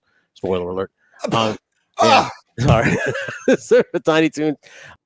Get him out of here. Get him out of here. He's gone. I'm sorry. He's run the show. And then Freakazoid. Yeah, Freakazoid was a part of that lineup. But Animaniacs for me, man. That song about geography. Did you? I don't know if you ever seen it. That helped me in school. Like I would sing that song in classes whenever I needed to remember where countries were and shit like that. And it was from Animaniacs. So like it was funny, and they always made fun of people where it was kind of like, I don't want to say smart because it was a kid's show, but like they made fun of Howard Stern on there. They made fun of a lot of like celebrity people, like pop culture icons of the time. Yeah, and they did it they did it in a way that kids could get it, even though you might not know who that celebrity is. You still kind of laugh and get what they're making fun of. So like that, to me, this show, one of my absolute favorite. I had to rush home from school to watch this, man. It made me laugh every Monday through Friday. It was nonstop laughs with Animaniacs. That's my number 5, man. I absolutely love this show. Number 5 with That's a good bullet That's a good over one. here. Yeah. Pretty dang good. That's a good one. Actually, I'll say this too. Muñoz's my wife is the same way. I love my wife. Yeah, she was the one. Yeah, this was for her because I robbed the cradle. We're 2 years apart, kind of. Her birthday kind of overlaps. It's like she is I don't want to dox her. Anyway, there's about a month grace period where it seems like we're 1 year apart. That's not robbing the cradle. By the way, that's still up here. By the way, Ken's Toys. Spoiler alert. Sorry, bud. I'm sorry. It's You know what it is? I'm a sucker for the variety. That's what I love about Animaniacs. If we want to go back to my number 5 real quick, I love that it wasn't just Wacko, Yakko, and Dot. You got Pinky and the Brain, which came from Animaniacs. Oh, yes, yep, Pinky and the Brain Man. The Good Feathers, which obviously, when you watch the 3 birds, are you cooing at me? You cooing at me? Every fucking time. The dog with the little girl, where she would get into trouble and he would go save her and he would take the brunt of the beating because he was protecting her. It was just nonstop comedy with Animaniacs, man. I love the variety of it all. It reminded me of Looney Tunes. It was the same shit, essentially. It was just my generation's Looney Tunes. Yeah, I agree with that. Yeah, that's good. All right, Mikey, number 4. Look at us. We're just flying through this Number now. 4. X-Men again. X-Men again. Seinfeld. Oh. Fuck, man. So this was a little later coming home from school. Yeah. This would have been high school coming home because I could catch, like, if I got home in time, I could get 3 episodes in a row. No, yeah. I was all about that. And then King of Queens came on, and I was okay with that too. I don't mind King of Queens at all. But Seinfeld, use knows I love my Seinfeld. I mean, you could just do a greatest sitcoms of all time. Forget school after school, and this would go on everybody's list. It's one of the funniest I'm going to shows. be upset about it. And I argue with my wife all the time. She just doesn't give it a chance. She's like, I don't like Seinfeld. I was like, you don't give it a chance. It's so good, dude. Okay, I'm gonna say right now, Ken's Toys. I fucking agree. My God, dude, I will still Totally. bang the shit out of it. Especially Louise this one, Dreyfus? the later one. Oh my God. Buddy, if I could tell you how many times people told me that I was George Costanza. Really? Oh yeah. When I shave all of this and I got the glasses on, I resemble George Alexander. Who told you this? My buddies in wrestling in the locker room. You're stupid. Thank you. I appreciate Idiots. it. I appreciate it because I used to get mad. I used to get angry. I'd be like, I don't look like George. And then I would freak out like George. And then they'd be like, you look just like him. Probably didn't help. Yeah, that didn't help. Buddy. Yeah. They were feeding you a line of horseshit. Oh, I appreciate it because I was not happy every time they would say. But George Costanza to me is one of the greatest characters in television, if not the greatest character in television. This whole again a show about nothing is fucking amazing, man. And again, even younger, this is great fucking television, man. I'll tell you what, right now, my favorite Seinfeld episode is the masturbation episode. Oh, we're like, all right, we're gonna abstain. Yeah, the contest. And fucking Elaine was what? Was Elaine second out or some shit? Kramer was out. The yeah, Kramer was out as soon as it started. Yeah. Remember, because as soon as it started, they find the lady across the street, and then he goes in the other room, and he comes out, and he goes, I'm out of the contest. Slaps the money on the counter. I love that. So and then he looks at Jared, he goes, she's going to get you too, buddy. Oh, my God. My favorite episode of Seinfeld is the soup Nazi and the when he has to race, and he goes, I choose not to run. when he with his the guy from high school, it's like you couldn't beat me then, you can't beat me now. Oh, the Kenny Rogers Roasters chicken. Oh God, yes, fucking top tier. Yeah. Oh, that's the one where Ken, I was just thinking about this one, Ken Soy, when they couldn't remember the car was parked. That's a great episode. I literally was just going through my head. I talked about this, I think, on the Wake and Bake, that episode. Kramer actually hurt himself when he did that little thing with the air conditioner, putting it into the trunk of the car. Yeah. If you remember, when he kind of jacks it in and then goes in, like basically face first, he like banged his face off the air conditioner. Hey, fucked himself up pretty good. Yeah. The things you do for comedy. Absolutely. Absolutely. That episode where you see Elaine dance for the first time. Yeah. My favorite part of that is George goes, it's like a full body dry heave set to music. And I wanted to bang so good, the hell out of her too. And she does the dance, and Kramer goes, no, that's not dancing. Don't do that ever again. George, you upset? Yeah. Oh my God! Then like the flew too high on wings of pastrami. Where he starts messing with sex and food at the same time. Yeah. Oh my God! He's eating the fries, and he goes, I'm feeling kind of flustered. You can eat those? He goes, yes, but please tell me that's all you're going to do with it. Really damn good. Oh, dude. I also love the episode where he stops having sex and he becomes a genius. George. Oh, I don't remember that. Oh my goodness. That might be one of the best episodes too. He stops having sex and he becomes an absolute genius. He learns Portuguese in a day. Like he speaks. That is one I could definitely go back and start rewatching, right? Oh, dude, it's such a good. I can literally rewatch that series anytime. Anytime. Just put it, and I'll laugh every time at the same exact jokes as if I watched it for the first time. The pilot is rough. It is. You got to get past that. You got to get past the first season, I think. The second season's a little dry. Yeah, but, like you were saying, a lot of people shit on the later seasons, and I think it's really good in the later seasons. Oh, they're the best. Yeah, it drives me crazy when people go, "Oh, it got stupid after season 7 or whatever." Yeah, like, no, it didn't. You're just a Larry David guy. You like the Larry David era of Seinfeld. And that's fine. You probably love Curb Your Enthusiasm as well. That's fine. I do, but I love it all. Seinfeld gets better. But Seinfeld after season 5 or 6, whatever it is, Larry David quit. That show, I'm an off the rails guy, so I love It's Always Sunny in Philadelphia. What? So when Seinfeld literally just jumped off those rails and it went crazy. Oh, I jumped the shark for sure. I love the car dealership episode with the high five with Putty, who's also like that show's so good it spurns off secondary characters.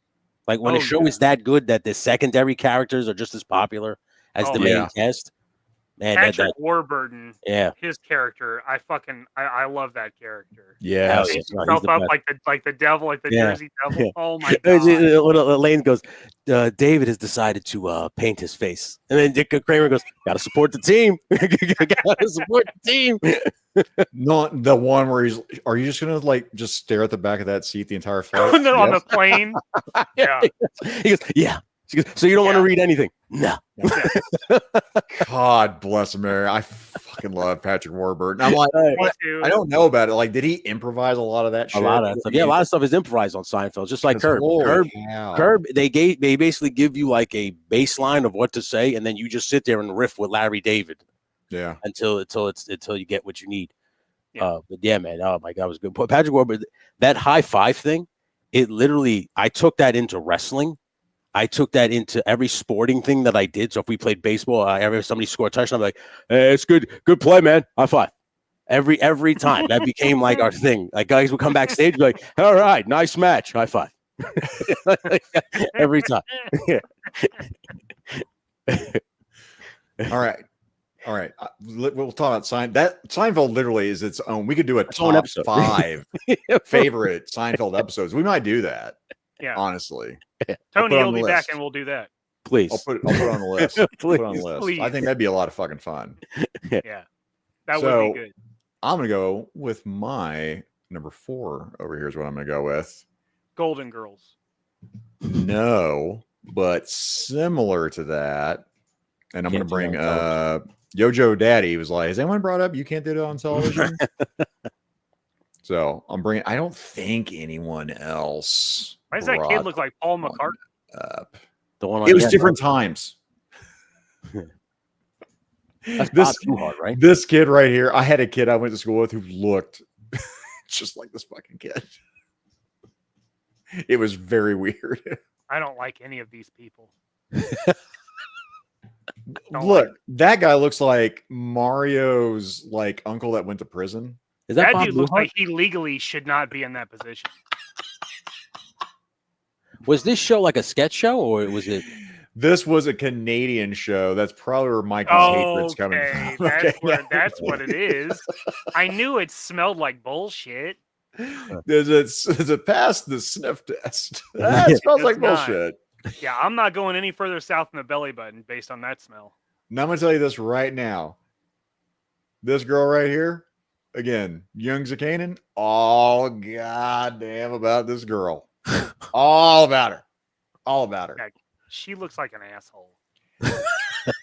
Are you seeing a theme? I love my wife. If you look like you're Eastern European and you've got some anger management issues, just you are a sucker for resting bitch face. I got a type. But this right here was, if you ever said, you've said, I don't know. When you said, I don't know, you had a bucket of green slime dumped on you. I can tell you, I couldn't wait for someone to say, I don't know. Also, like if they forgot a line or some shit, is that what it was? That was a skit. During the show, if someone said, I don't know, green slime dumped on it. It was not impromptu. It was like a constant bit. It was a bit. It was a bit. Okay. Yes. They did that on the MTV Kids Awards when that became a thing. Look how unhappy this woman is. Oh, I cannot get more erect. Yikes. That would be my question. That's a child. That would be my question. I was a child. You said Probably. You can't I get hope so. more. That'd be my question too. Was this was this the precursor to like Nickelodeon sliming people and like all that other shit? Was this where it came from? This was on Nickelodeon. Okay, that's where it probably came from then. All right. Oh yeah, man. Look at this. This guy ahead of his time. Ahead of his time. Yeah. He just looks like a drunk clown without makeup. Look at this. Now it's the same guy. Where'd drunken Mario go? Oh, it's this guy. Some actors are one-dimensional. This guy looks. This guy is Jorge Sandalista. I don't know what his name is. He looks like the general from Red Dawn. The hunter. Yeah, look at this. Look, he's a chef over here. You didn't even notice him. He's in the. This guy's the everyman. Guy's a real chameleon. Let me tell you. This guy's a real chameleon over here. He just blends in. That's him too. That's him.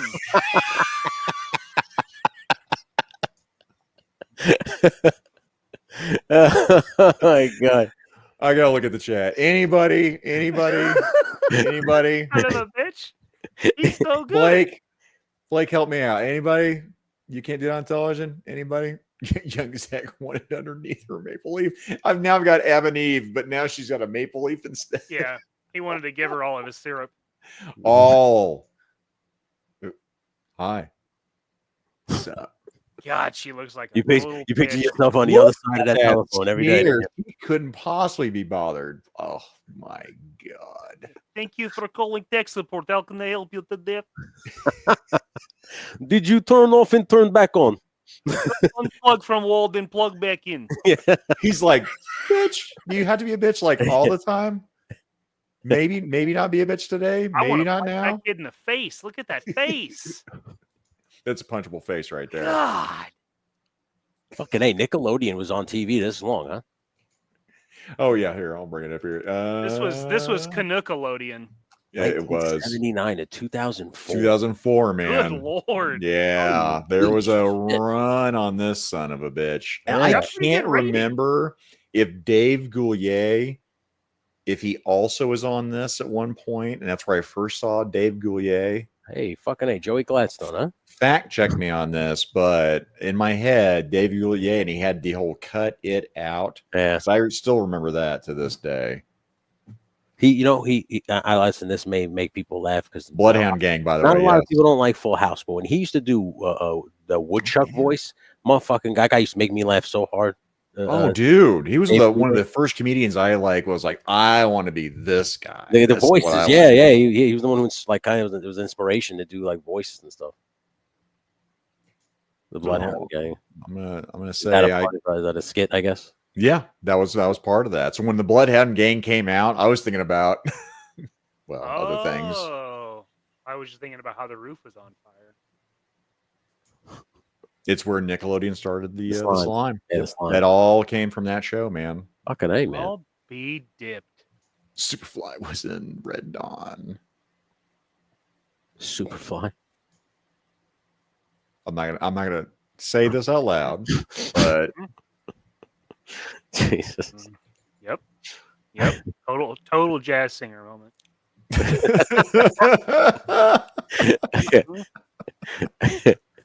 You can't do that on television. Number 4. And that's true. That's true. There's a lot of stuff you cannot do on television right now. True. So now I think about Ted Danza coming out on that Whoopi Goldberg roast because he was married to her. Yeah, I remember that. And he got a lot of shit for that. He got a lot of shit for that one. Yeah.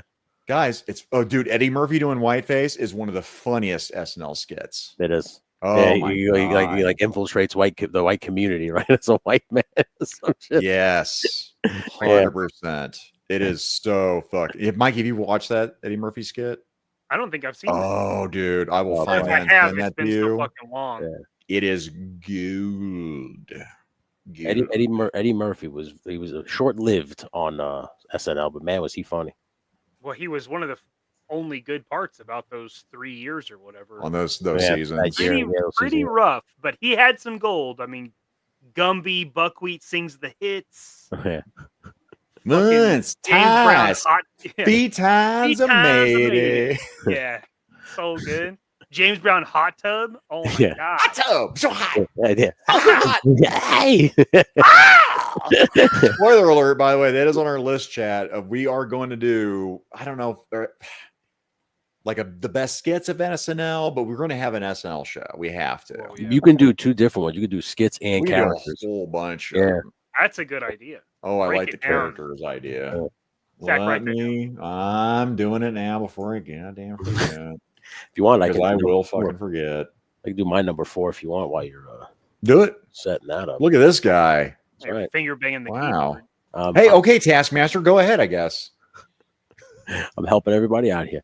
Now I don't know if you want to lop these all up into one, but I'm just going to start with this one. It's DuckTales, but you could just put the whole like Disney afternoon. I'm sorry, did it not go up? Or is it here. Yeah, Mikey, you got it? I can get him. I get him. DuckTales, the original one, fuck the new one. This one as a kid, it got me. This one I was in the late 80s. This cartoon dropped where they started for the first time the Disney afternoon cartoon thing, and it was this one. It was Gummy Bears in late 80s, and then when it switched into the 90s, it was Tailspin, this, and Darkwing Duck.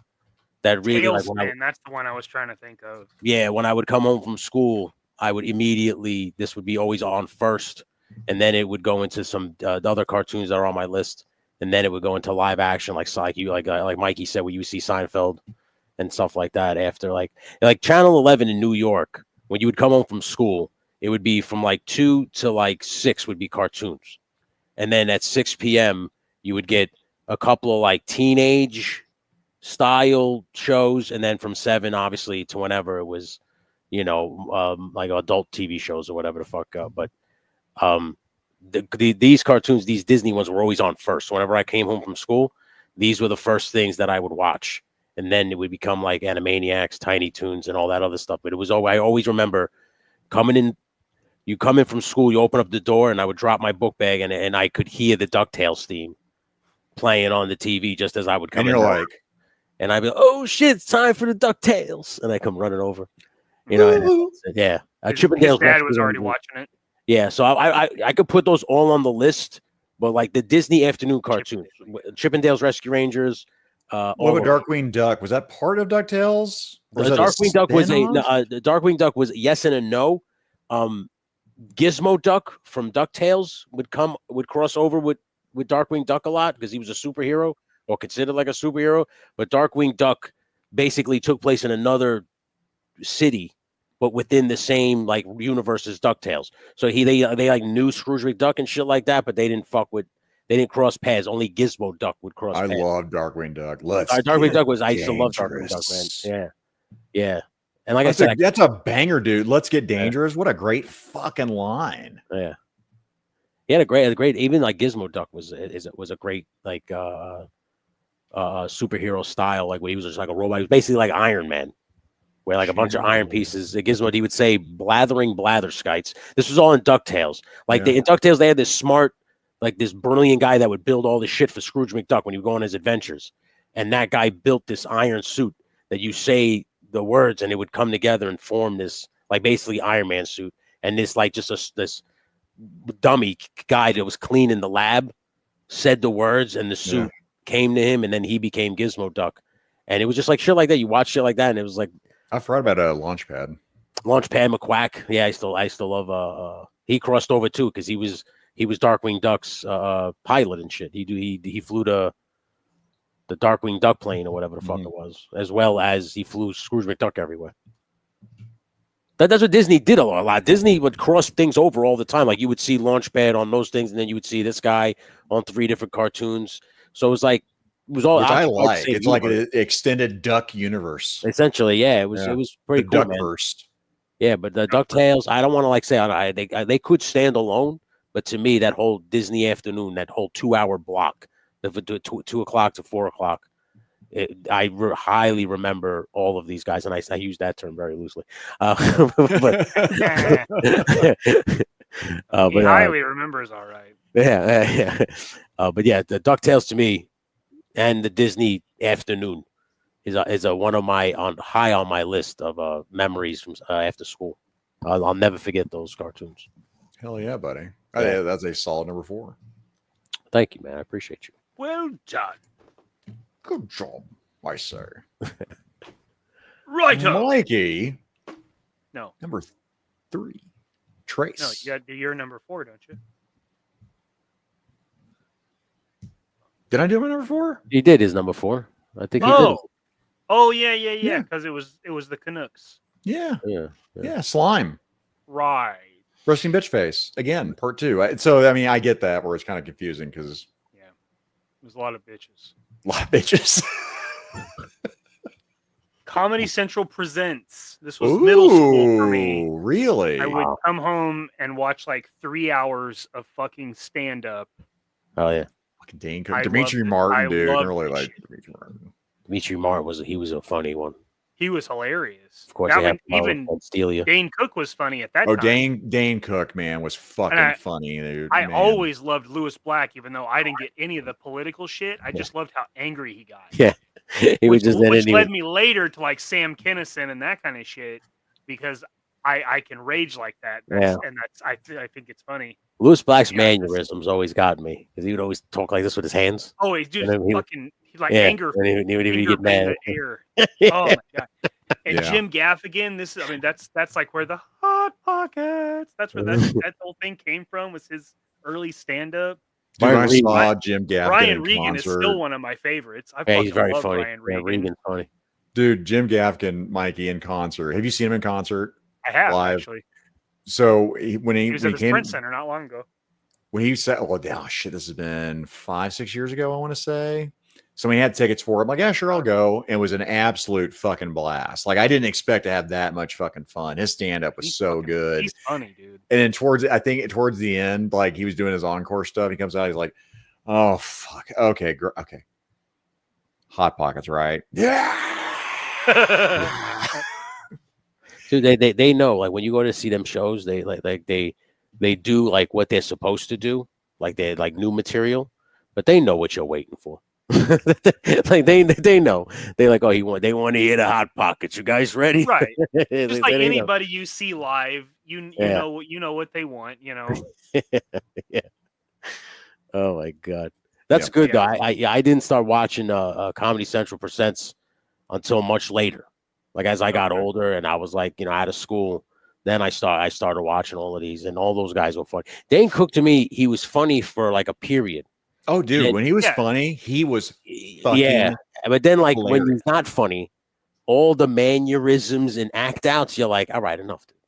Yeah, well, it was like he did movies, and that was the peak. Like, he did like Employee of the Month, and then it was just like boom, just like dropped dead. Like it just it dove right off. Well, his brother robbed him blind. Didn't he? His brother. Yes, his brother robbed him blind. Man, stole all his money and shit. Sent him into a. That fucked him up. That fucked him up, man. That's anybody. That's when he stopped being funny. Yeah, Mitch Hedberg to me was one of the greatest like stoner comics I've ever seen. Like I've read Nico Tronis's. He's like, I used to do drugs, I still do, but I used to. The acid he spit. When fucking Dane Cook does his xenomorph impression, it's one of the funniest fucking things ever, man. Yeah. My God. I said, he had like those things where like when he was on Top of the World and he did those act outs and stuff, you would laugh your ass off. You would think it was funny. But like I said, once the time had passed and once it wasn't funny no more, he just looked silly and stupid. It didn't have a shelf life. I mean, it didn't have anything fresh. It was super funny at the time. Yeah. And you had like maybe 3-4 years in there where it was funny. The whole like, let's flip off the lights and play Who's in My Mouth, or the hanging out at the BK Lounge. It was hilarious, and now it's like that's just not funny at all. Someone has shit on or around the coats. Yeah. All right, that one's still funny. Now Carlos Mencia, Joe Rogan going up on stage and calling him Carlos Mencia and calling out about all him stealing his fucking jokes. That was like, holy shit, there's really a tape of this, right? There's a video of this. I've never been a big Carlos Mencia fan. I wasn't, and then when I heard Rogan did it, I went to go look at that video. Mike, have you watched that video? Yeah, that got Joe Rogan banned from the Comedy Store for 9 years. Oh, so, man. Joe Rogan was a regular at the LA Comedy Store, where all the comics at the time were becoming stars. And he did that shit to Mencia, and Mencia got him banned for 9 years. And they finally X'd him back when his podcast hit. Huh. Yeah. Big surprise. Yeah. Now he's got his own comedy. Now he's own comedy club, and now comedy is booming in Austin, Texas. And the LAC Flying Saucer or something. What was it called? The Mothership. Yeah. The Mothership. Yeah. With Tony Hinchcliffe and I'd like to go to the Mothership at least once. That's gonna be on my bucket list. The crazy thing about the Mothership is the lineups are always great because everybody's down there now. All the comedians went there because he's there. So there's a lot of top comedians. And so if you go to a mothership show, you're going to see top lineups. You're going to see like one of my favorite guys, Ron White. He's always there. Chappelle might show up. Ron White goes to the mothership. Ron White is a regular at the mothership. I would have no problem watching Ron White. Yeah, Ron White was the best. Tater salad. He's the best, man. Yeah. Well, blue collar comedy tour. Hell yeah. Yeah. Give me Foxworthy and Bill Engvall. I'll watch that. That's the thing. I love that one. I love that. A lot of people always overlook that one because of the Kings of Comedy, which is a great movie special. Yeah.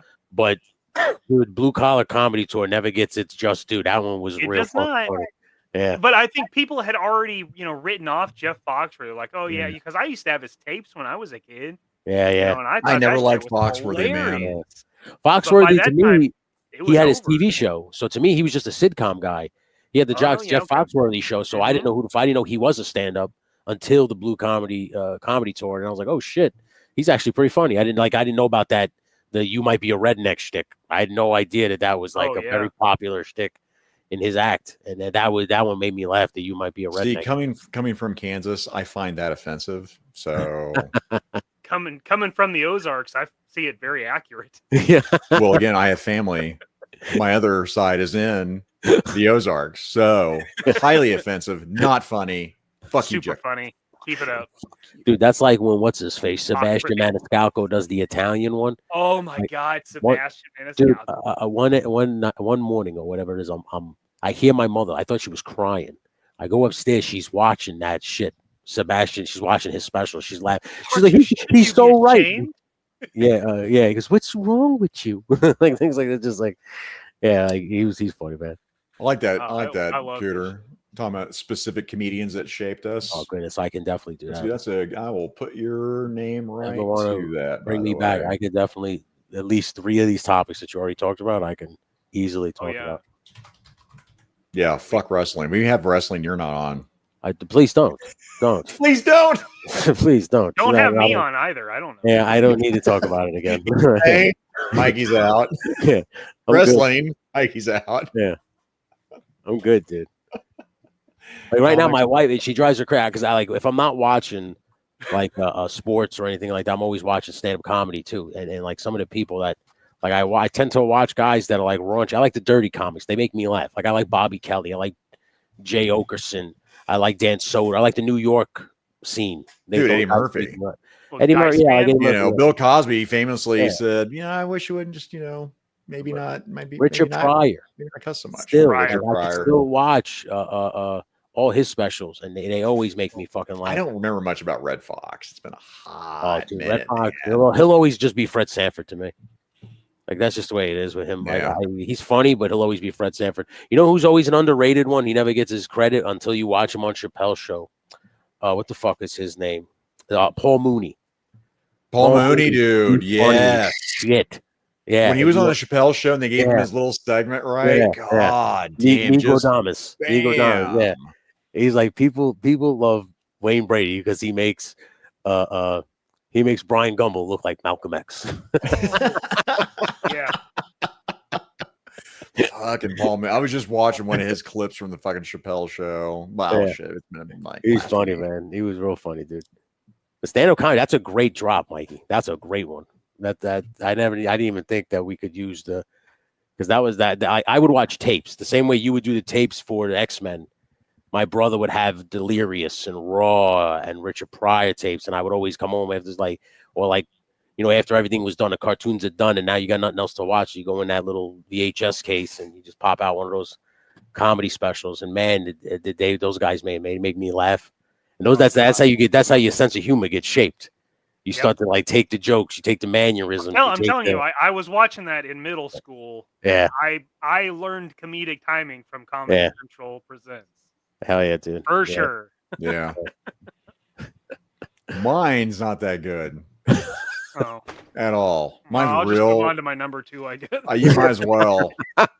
You might as well move on to your 3, 2, 1 contact. Oh shit. Okay. Educate me. It was educational. I don't know what it was. Maybe I kept praying this was going to become a cartoon at some point. I was like, is there a cartoon after this or something? I would watch 3, 2, 1 Contact, and it was just good. It was educational. It helped form me. I loved it, man. But yeah, Benson. I know it's Robert Guillemette. Super gay name, but this is Benson to me. I love Benson. That, by the way, it's a really great show. He was also oh man, Rene Auberjonois, another French name. The guy that played Odo on Deep Space Nine. As soon as Odo was on there, I'm like, hey, that's the guy from Benson. I know that guy. But yeah, 3-2 Contact was one of those. It was the educational show that I liked. They tricked me. They got to teach me stuff. Was this like I guess what Bill Nye the Science Guy was in the 90s? I never watched Bill Nye, so I can't. But it was like an educational shit. He would just teach. But it was educational. I mean, it was I mean, this was it's all David Gouillet. This right here. Yeah, but it was part of the Children's Television Workshop. So again, Sesame Street, right? I think Electric Company too, if I remember right. It was part of the Children's Television Workshop. Okay. I mean producer. He was a producer of the Electric Company. But yeah, I did, man. I loved the hell out of 3-2-1 Contact. Now he says it when he has sex.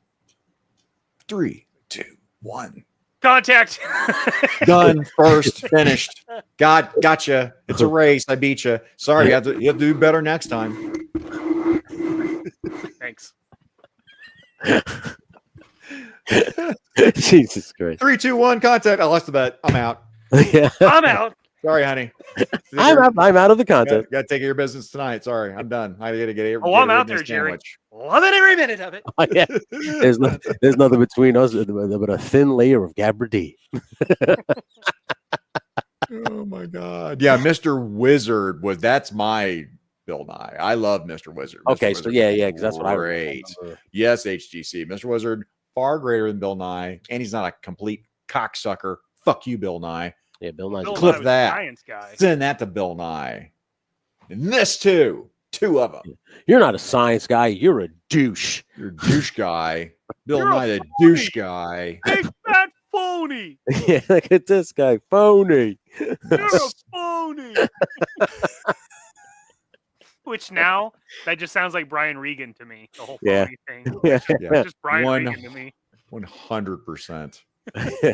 Dude, I wish his TV show would have kept going. I thought that was fucking hilarious. Sometimes they I don't think they give the comedian sitcoms the proper amount of time to cook, to marinate, to cook. Yeah, so like Seinfeld took 3 seasons, so like you got to kind of give the comedian sitcoms a couple years to kind of like develop the audience. Yeah, develop the audience and the guest cast. Like for comedy shows, that's a big thing. Your guest appearances.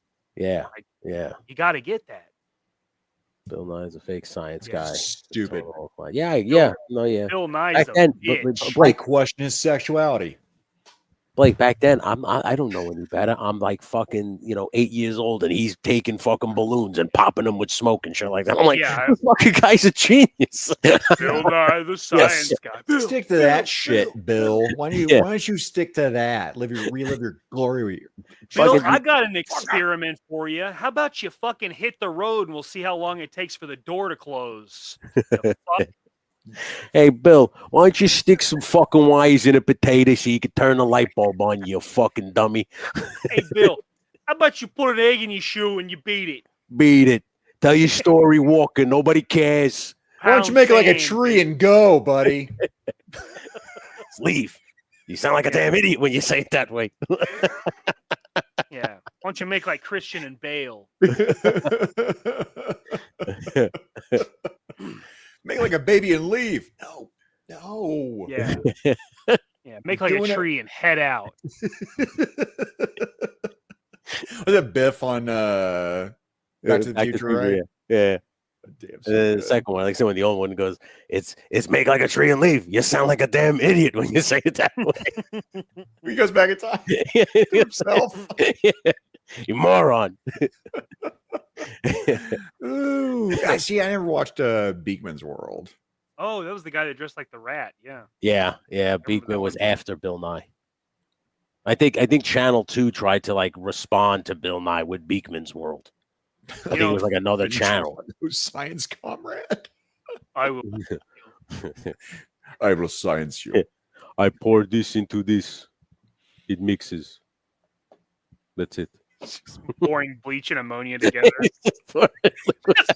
just fucking chlorine gas just filling his face. Crazy. Child, here, take this beaker. You have it now. This is yours. And property is theft. And now gulag. Yeah, gulag. In Russia, we make children mix chemical. Mix chemical, child. Take hammer and sickle. Go get work done. He was legit, but not as legit as Beaker. Beaker. Beaker. Now, Muppet Show, man. That they're on my. Look, I can't give shit away. So if you want me to, you've already done it. Just go ahead and do it. Want me to go next? This is obviously my number 3. Spoiler alert, as I said before. Tiny Toon Adventures. It's what? I wasn't expecting this at all. Yeah, Tiny Toons. Oh, absolutely love this cartoon. Oh, here, let me try this one. Hang on. Let me try this layout. What's this layout do here? That's good too. That's not good for chats though. Well, that's what I'm gonna do. Ooh. Oh. Ooh. Do you guys? Okay, sorry, I gotta derail for a little bit. Do you guys watch the Andrew Santino and Bobby Lee show every Monday? Every Monday. I've just seen clips recently, Mikey. I don't watch it religiously, but the clips. Oh my god! I gotta start watching it. I watch it every Monday. My wife cannot stand it because she hates Bobby Lee. But that's why I think I like it. Is because Andrew just shits on him all the time. If you because yeah, they started on during the pandemic when he makes fun of his mom. He goes, "I'm Bobby mom. I'm Bobby mother." he's like calls him and he's like, "To accept, press 1." He's like, "Boop. How Bob? Bob, I am prison." Yeah, he goes, "I'm Bobby mom." It's a very funny podcast. Yes, I would highly. Got to start Bobby Lee talking about how he was molested as a child, and he kept telling, was it Brandon? He was like, "Stop laughing. Okay, I'm going to leave the show if you keep laughing about it." And then he kept just escalating the story every time he tried to restart it to tell it. Yeah. It's a very funny podcast. I would highly recommend. I gotta start watching it because the clips are fucking great. But sorry, reminded me of it. Oh my god, the Murphy Bed Lady episode, the "I Want to Be Ninja" song. So it's all from this Bobby Lee podcast. Yeah. Okay. So I don't know if you've seen this. There was a video that they showed. There was this woman, this white woman, sang a song that is called "I Want to Be Ninja," and she sang it like with a heavy Asian, like a heavy accent. Like in front of this, like I remember this Asian woman. So Bobby Lee and Andrew Santino interviewed that woman. They interviewed her, and she tried to like defend it. And like halfway through it, like they start kind of like making fun of her. Like they turned her on because they realized that she's a real "see you next Tuesday." So they start like kind of like digging in, and then they finally get her off the fucking thing, and they go, "Well, that girl's a fucking moron." Like they would just, it was really funny. Like I said, highly recommend. I mean, you don't have to pick up from episode 1. But if you do, you watch the evolution of how they really turn that into like what it is now, because it's like a big time podcast now. Very funny. Yeah. Highly recommend, man. You won't what I love is we have Tiny Toons as we're talking about. Really completely not related to Tiny Toons at all. So I told you I was going to derail it.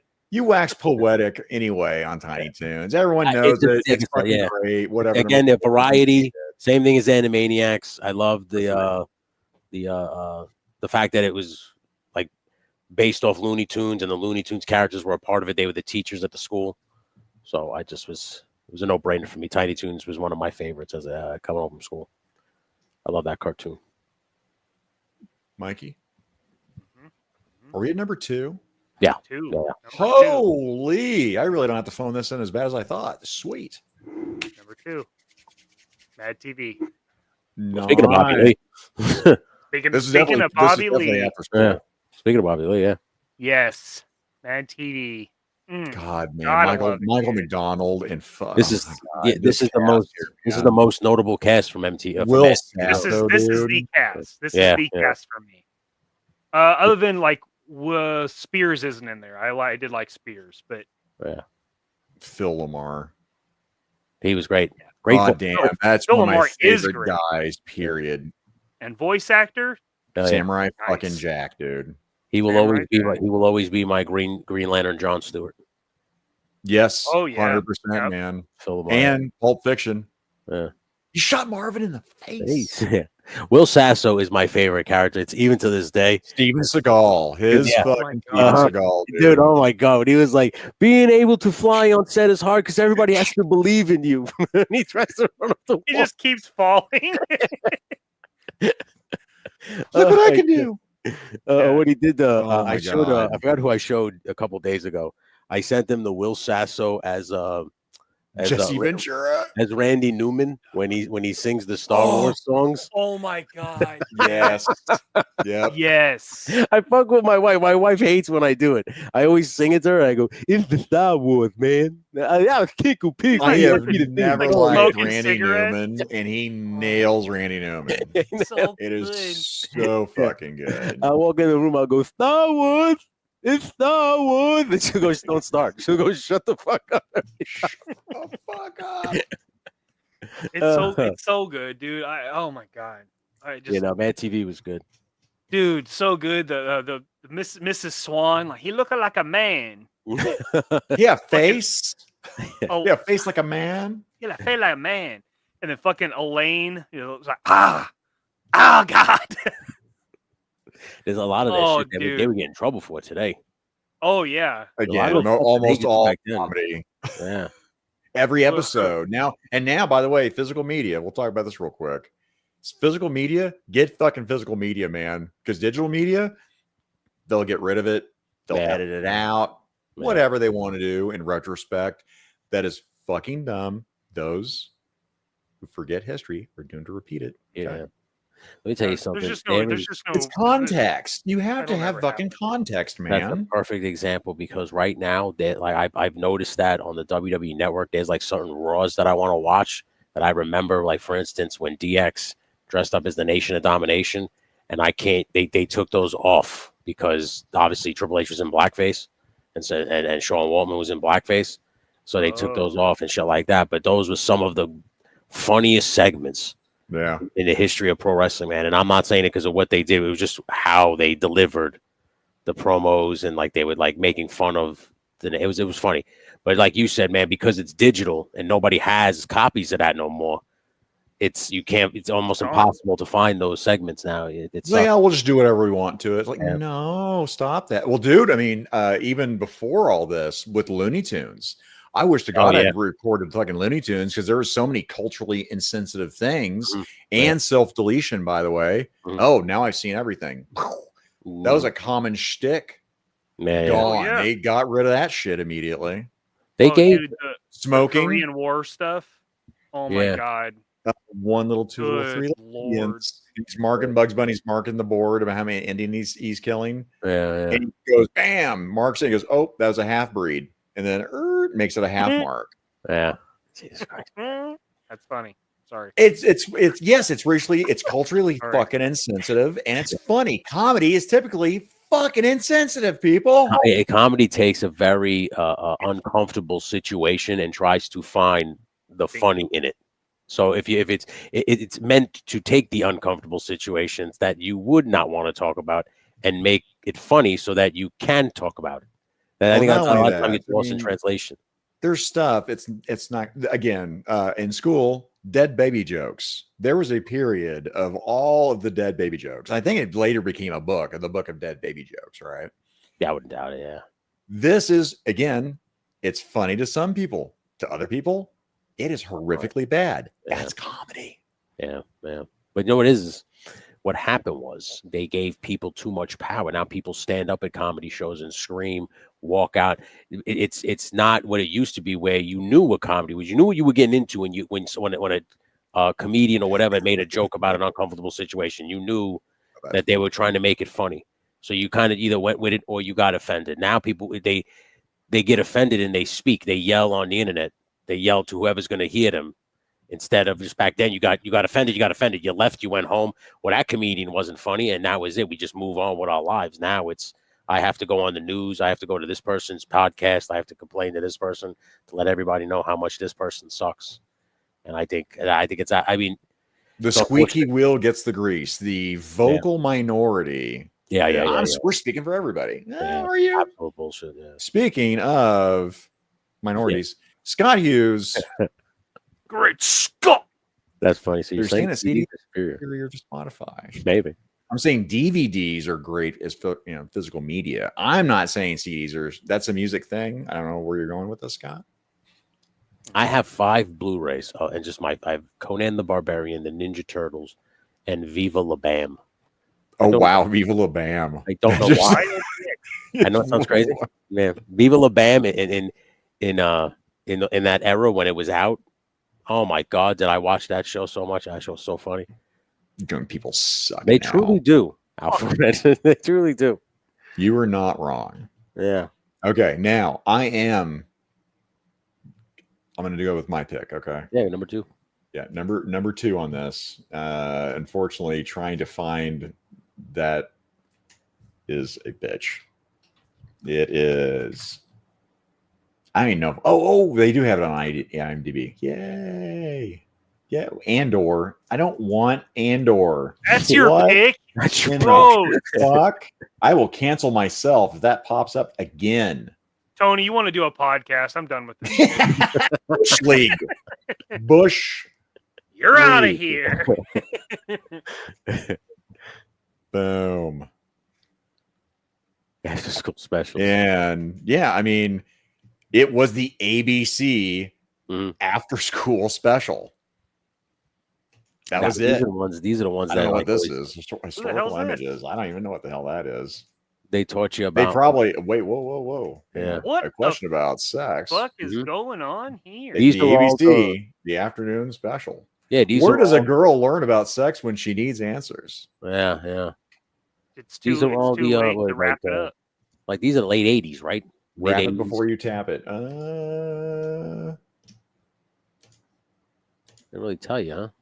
No, it will. Okay. This Okay, is 72 to 97. Okay. God damn. God damn. I mean, it's no, you can't do that on television, okay? But that was impressive. That was impressive how long that was on TV. It helped shape my idea of after school specials. It was literally in the fucking name. Now, that said, this is a show, unlike 3-2-1 Contact, which kind of drew me in. I don't know why I watched ABC's after school specials, but I ended up doing it. Look at this. For Rob Lowe. Fucking good Lord. Does this guy age? He does not. AI. Look at Holy. Yeah. This is obviously this is a deep fake here, obviously. Deep fake. Travolta was on an after school special too in the 70s, right? I'm pretty sure he was. Yeah. I don't know, Swede. Well, not that that's gonna pop up there. Thunderbolts, get out of here. You suck, Thunderbolts. Luckily, you're using the best website possible. Hey, man. Again, you give me something else to use. Whoa. Here, hold the Freddie Prinze Jr. and Jessica Alba. Holy. Is Like I this said, before this- Dark Angel? Because This is all of them before they became anybody. They were just probably breaking into the acting game. dude, until Mikey This- said, I thought he was making fun of that guy looking like Freddie Prinze Jr. I didn't realize that's actually It's Freddie actually Prinze Pretty fucking sure Jr. that's Freddie Prinze Jr. Pretty fucking sure. Yeah. Pretty confident. Woo! It's probably a pregnancy episode. Probably. That's something, yeah, they I don't know if it was, but it is. By the now. way, good catch, Scott. Yes, I did. He did call him minority. If you know, you know. There's not a whole lot of people that do, but if you know, you know. Oh, I do know. You do know. I do know. Tony probably knew, but Tony gets high a lot. Yeah, I get high. That's We'll not talk true. about you it don't have any. post-show. You don't have any evidence of that. It's getting race on this week is he Andor. I am a child at heart, okay? Yeah. And I'm in school. See, I didn't watch the after school special because I felt like it was too over dramatic. I don't know why I watched this fucking show. Yeah. Was it I don't because know, my Jessica Alba's parents on there? made me, or I just like, abortion. I'm sorry, YouTube, on this algorithm thing. I should say something like women's health or whatever. Abortion. Women's reproductive health. That's not what it was called at the time. Wait, who the fuck is that? They're showing you like all actors that are probably like big time Yeah. now that started on here.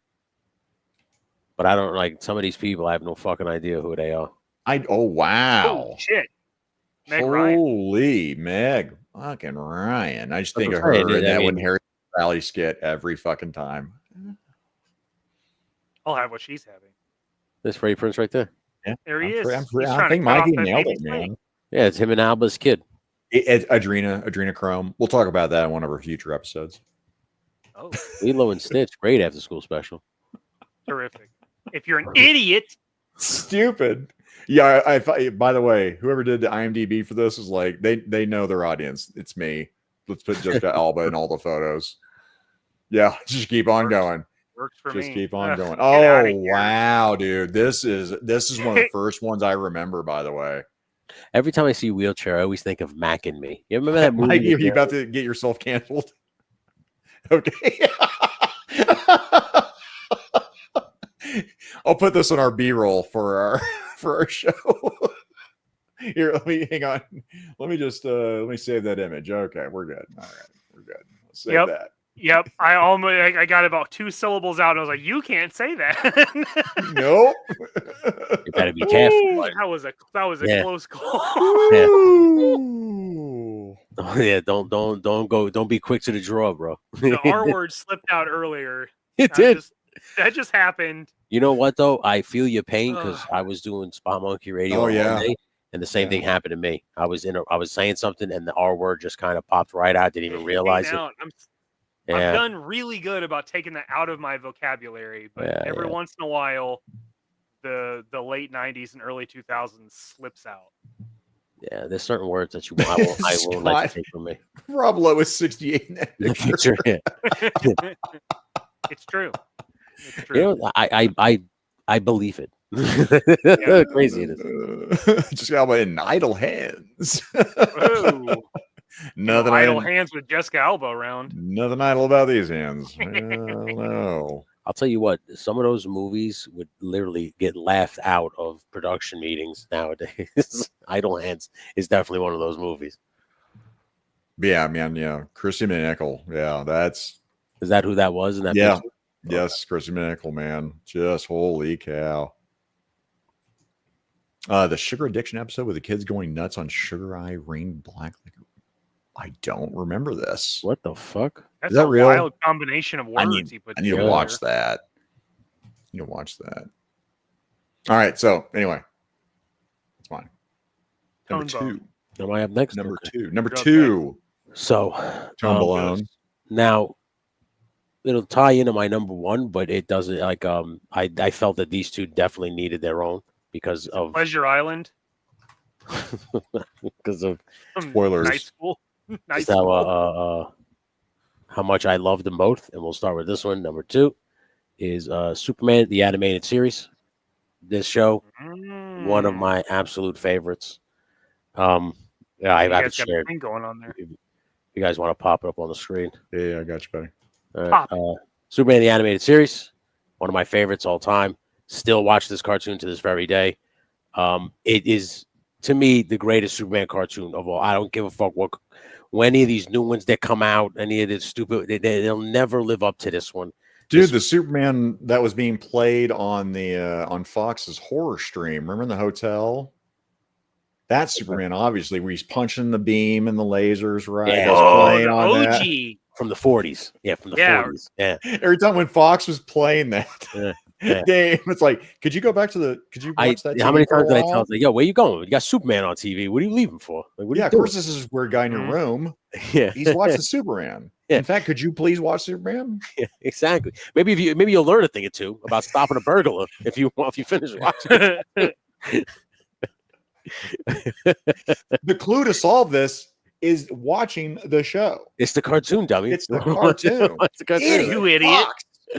With all due respect. No, but like I really don't care what anybody says about any newer Superman cartoons.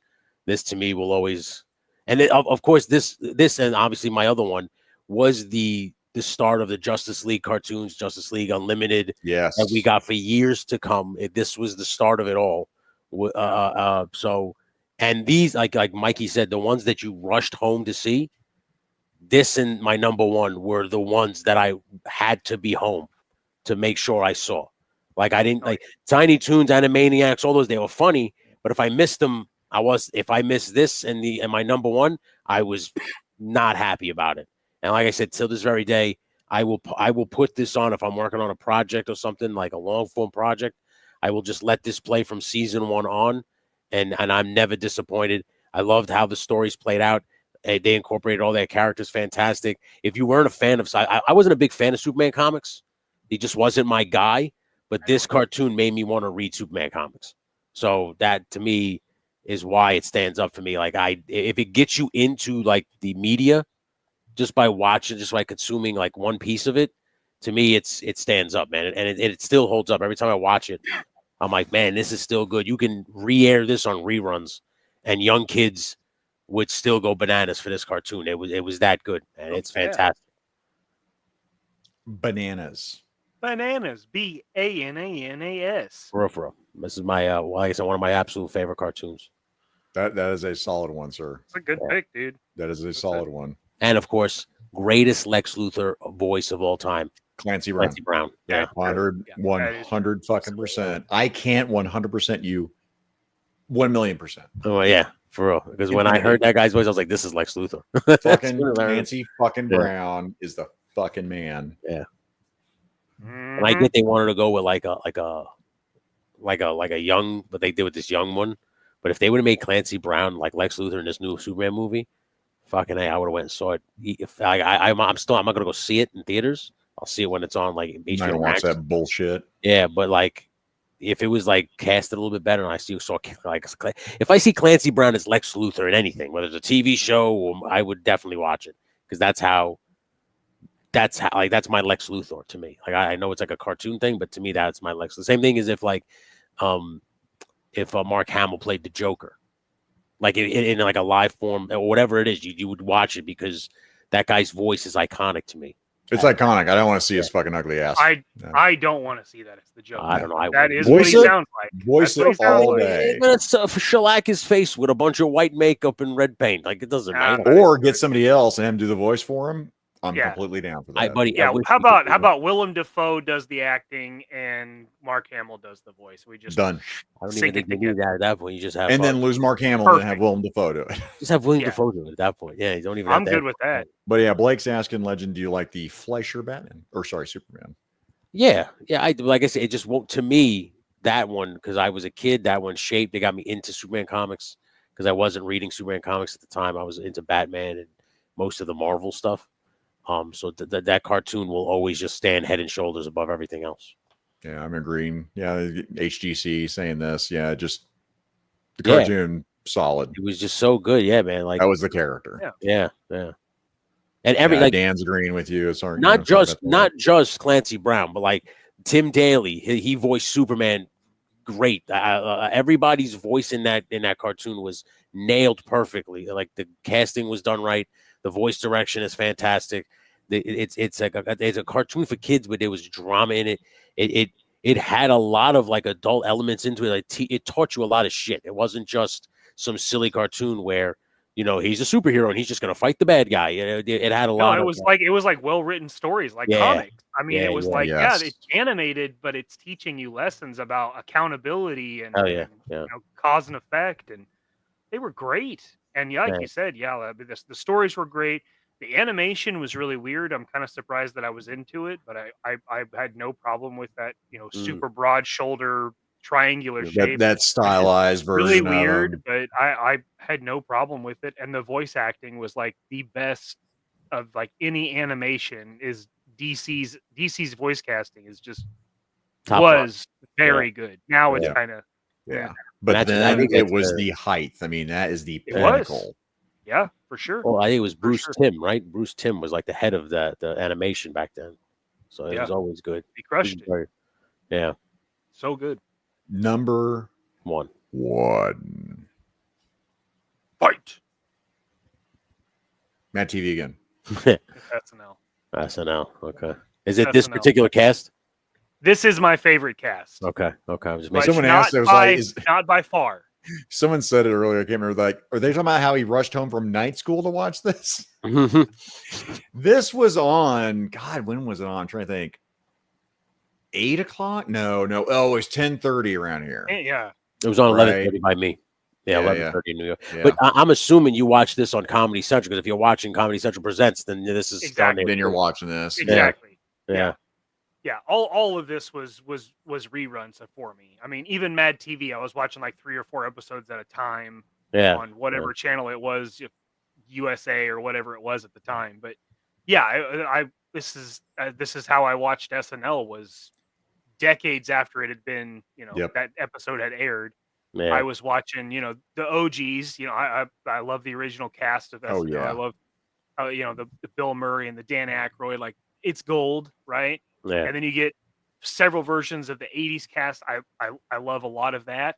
Even the kind of weak stuff. When John Lovitz was on there. John Lovitz, man. Like, I love John Lovitz. Yeah. But there's not a lot of, like, Billy Crystal was on it for like half a season. Yeah. There's great shit in there. There's bright spots in there, sure. When you got to the 90s, and like the only one I'm really missing here is probably Dennis, because I loved his weekend updates. Oh yeah, dude. Okay. God, man, every time I see Phil Hartman, it's just heartbreaking. Son of a bitch. But yeah, Tim Meadows, man, Adam Sandler, Chris Rock, now, Chris Farley. I remember the era right after this. Chris Kattan, Will Ferrell. Yep, and I watched a shitload of that too, because that was funny. Like, that was good shit. Yeah. I mean, Will Ferrell brought the fucking heat. They all did though. Like, it's even like what's his face, Tracy Morgan, who isn't that like his skits were funny when he was on TV. I legitimately like Tracy Morgan. Yeah. Oh no, I do. Tracy Morgan's funny. I ate a Lego sandwich. Yeah. No, I love Brian Fellows, the animal guy. I'm Brian Fellows. But Tim Meadows was one of my favorites from Saturday Night Live. I love Tim Meadows. This show sucks now, though, right? Like, am I crazy? Oh, it's terrible. No, it sucked for the last 20 years. Okay. Again, like Lonely Island stuff. Gold. Yeah, there's bright spots, but they're very few. Yeah. Few and far between. Yeah. Big time. It's just I felt like once like that was to me the last one was like Will Ferrell, and then like Horatio Sands. Right when like Jimmy Fallon was on it, was right to me was when I stopped kind of like I was floating away from Saturday Night Live, and then it just progressively got worse and worse. Yeah, and now it's fucking terrible. Poop. Man, they say it's on. I think the last thing I saw on SNL that I thought was legitimately funny was probably the Sandler family reunion. Okay. Where like everybody did an Adam Sandler character. Yeah. So like you had somebody there that was talking like Bobby Boucher. You had somebody there that was talking like Little Nicky, and you realize like in the skit that Adam Sandler based every one of his characters off of a member of his family. Yeah. Oh my god. No shit. Hilarious, dude. That whole skit is fucking hilarious. But like you said, it's few and far. It's not much. Few now and far. There is. Yeah. What is that? The girl, Kate McKinnon. Is that her name? McKinnon. The crazy one that was in Ghostbusters, right? McKenna. Yeah. She is legitimately funny. She has some 100%. Very funny shit. But most of the other people on there, I only know her from the alien abduction skits that she does with Ryan Gosling. That was fucking funny. Yeah. I didn't see those either. Oh my gosh, talking about her bush. Oh my god. Yeah. Like she broke Ryan Gosling like every time. She's practically she's barely holding it together, but Gosling, no fucking shot. He's just like this buried in his jacket. Oh. Yeah, he Call looked back like to Beavis and Butthead. Ryan Gosling, his Beavis and Butthead that they did here recently. Oh, Saturday Night Live, for was it the Fall Guy deal? Yeah. Is that when they did that? Holy shit! That and they're talking about breaking too. When they're like turning around looking, Butthead, and he's like, "Oh, hey, talking to you." I like that when he was like, "Who, me?" I'm just here to watch. I don't know what's okay. Ryan Gosling, oh my god, everyone cracking up and breaking character because that skit was so fucking funny. I just like the guy who was a Kenan Thompson. He's like, that guy is Beavis and Butthead. He's laughing like him too right now. Come on, you guys don't see this? Come on, yeah. We do need to do an SNL episode. Sounds like a plan. By the way, he rushed home from night school. Mikey grew up in a completely goddamn different time. Yeah. Well, that's I'm the thing. oldest here. The three of So- us have different times where Yeah. we saw different stuff. So that was why I Yeah. thought this would be a really fun list. One, because I knew Tony wanted to talk about the cartoons that he watched me as a kid. But two, because I know the three of us are nearly a decade apart. Yep. Yeah. Each of us. Yep. And so that makes a pretty eclectic list. Like, Well- and there is absolutely, I mean, so far you guys could surprise me, but there's no overlap. Yeah. Yeah. Well, and part of this too, Mikey, is you also were in a time I didn't have a VCR until way later. The ability to actually fucking record shit. Yeah. That was towards the end of me watching those. Oh yeah. So I mean, I literally had to fucking run home to school to watch some shit. Is what I had to do. Me too, So yeah. technology changed the fucking game. Yeah. You know, Sure. I'll run home after school. Who cares? It was the stuff for you that you were excited about when you got to home. Like, oh man, I can't wait to watch this. Yeah, Whatever like the hell that was. I know I can, if I get home, if I hurry home, like I run the 2 blocks home from the bus stop, I know I can catch the beginning of, whatever. And I can watch, I can get 3 hours in before mom comes home and I lose access to the TV. Like it becomes parents' TV now. Yep. Technology completely changed the game, man. Must-see TV meant like I couldn't record that fucking Cheers episode. If I didn't watch it, I had to hope I could watch a replay of it months later. Maybe. Right. Yeah. Right. Maybe. Yeah. My So- experience was completely different. I mean, That's and why I mean, like this episode that we're doing. the Comedy Central stuff. I mean, Yep. we did finally get like satellite TV when I was, I don't know, 11 or 12. And that changed everything. I mean, like I said, like that opened it up to where I could see this stuff. Like my top 3, I would have never been able to watch that. Yep. 100%. Throwing holy water in the VCR. My parents were not like that. I will say that. I will say that we had to do our TV night. They're like, this is family night right now. You can't watch TV. So you and your brother, we're going to eat dinner as a family. And then I brought up, hey, I'm just going to point this out because we're so progressive as a family. When we're done with dinner, your shows are coming on. During dinner, this is when me and Josh's shows are on. How is that fair? Could we move family dinner maybe? And they're like, okay. That was the end of family dinner night. Which my brother and I were all goddamn about. They're like, yeah, you're right. Your parents It was one of the, you know what, your you're parents right. were probably just waiting for you when he used to bring it up. They were like, thank God they brought it up. Like, yeah. Oh no, they were I'm not so tired of happy. eating with him. But oh God, I wish. God, I tried that game for a while, and I'm like, okay, you know what? Hey, Yeah. Luckily, my next father week's was show, Saturday my morning. father was my father was a nut job. He had to watch TV. Like so, like my mother, like she tried that family. She like, get out of here! I'm watching TV, and he would just take the fucking thing to the other room. Oh We yeah, never had I think we barely ate dinner in the dining room. It was always on the couch. Yeah. Watching whatever it was, Later, it was like American Idol and shit because my parents loved that shit. Yeah, my mother's the same way. Yeah. It's Loved like it. it's like watching a train wreck, but not like watching this show. And I didn't see if Tony saw this when I had it down here I saw it. backstage. Mm.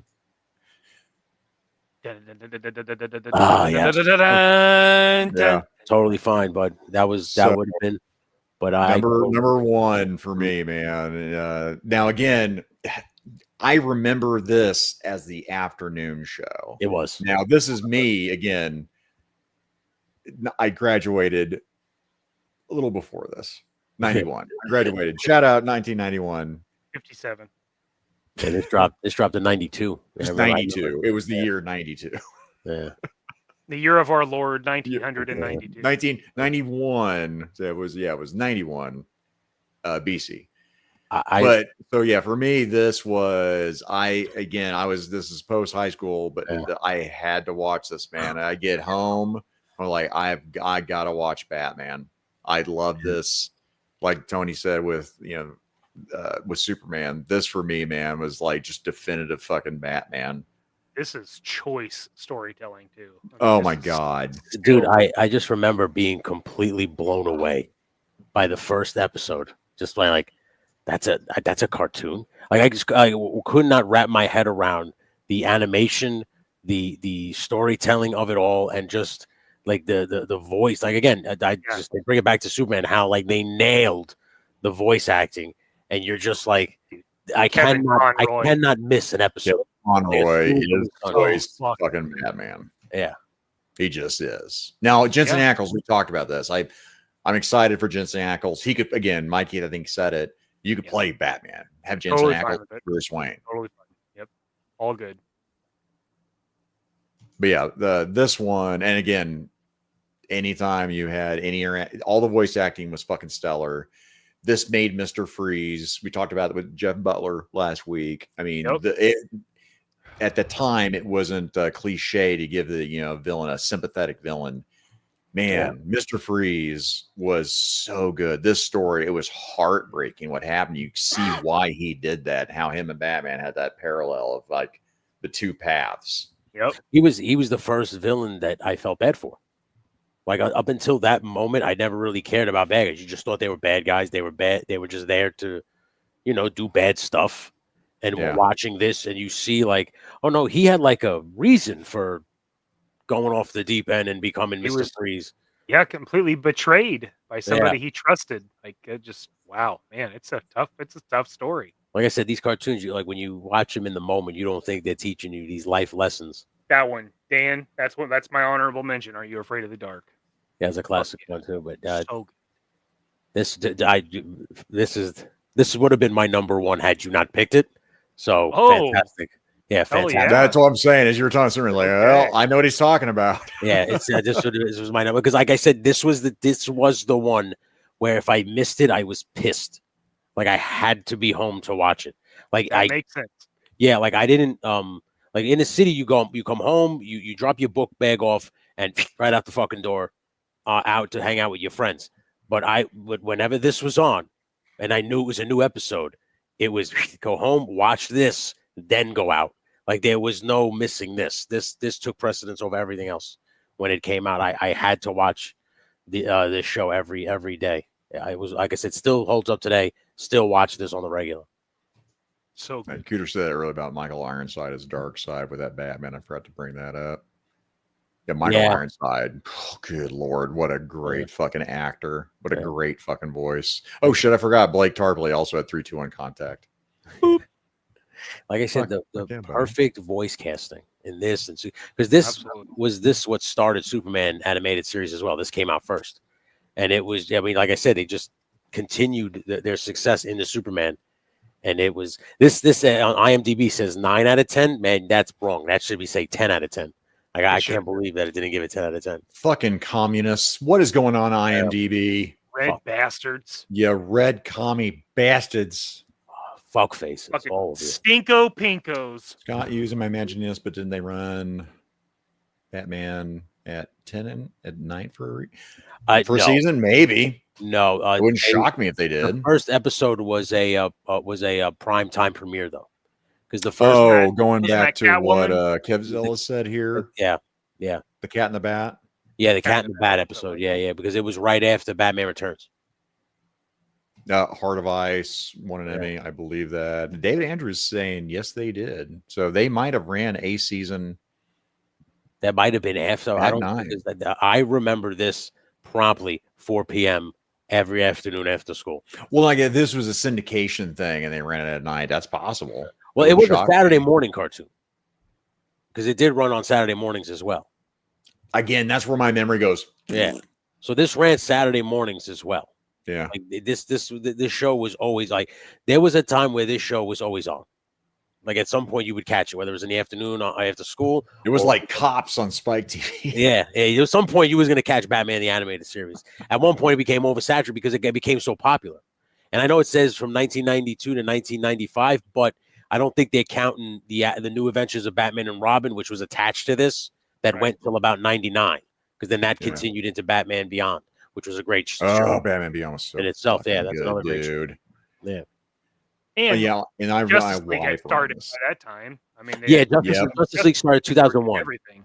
Yep. Yeah, Justice League started in 2001. But I think it's because Batman Beyond was pretty cool, but people still wanted to see Bruce Wayne as Batman. They didn't want to see the That's it. Terry McGinnis shit, so they brought Justice League, and that was As cool as great. it is. The as older cool as Justice casting the League when they cowl off brought. is. Yeah, it was good, man. Yeah. And then Kevin Conroy still voiced fucking Bruce Wayne. So did Fuck Tim Daly. yeah. Tim Daly voiced Superman. Voiced Superman. They all stayed the same. Like I said, Phil Lamar was the like he will always be my John Stewart. Always, 100%. yeah. It's a good job. And the other guy who always did the voice of Martian Manhunter nailed it. Oh damn it! Was that DiMaggio who did the Martian? No, it was John DiMaggio. No, John DiMaggio I think did the voice of Lobo in that cartoon. I'm gonna look that up. Yeah. Wow, you tell us about your number one. All right, well, I got no problem with this because I had this waiting in the wings if one of you had selected Batman the Animated. I knew Batman the Animated Series was going to be somebody else's number one because it was such a good show that it could not have just slipped through all three of us. Well, again, from the timeline as far as decades apart, I mean, this But was the fact that, technically after work for me. But I know, but like the fact that we all like comic books, it's too good of a damn cartoon to slip, right?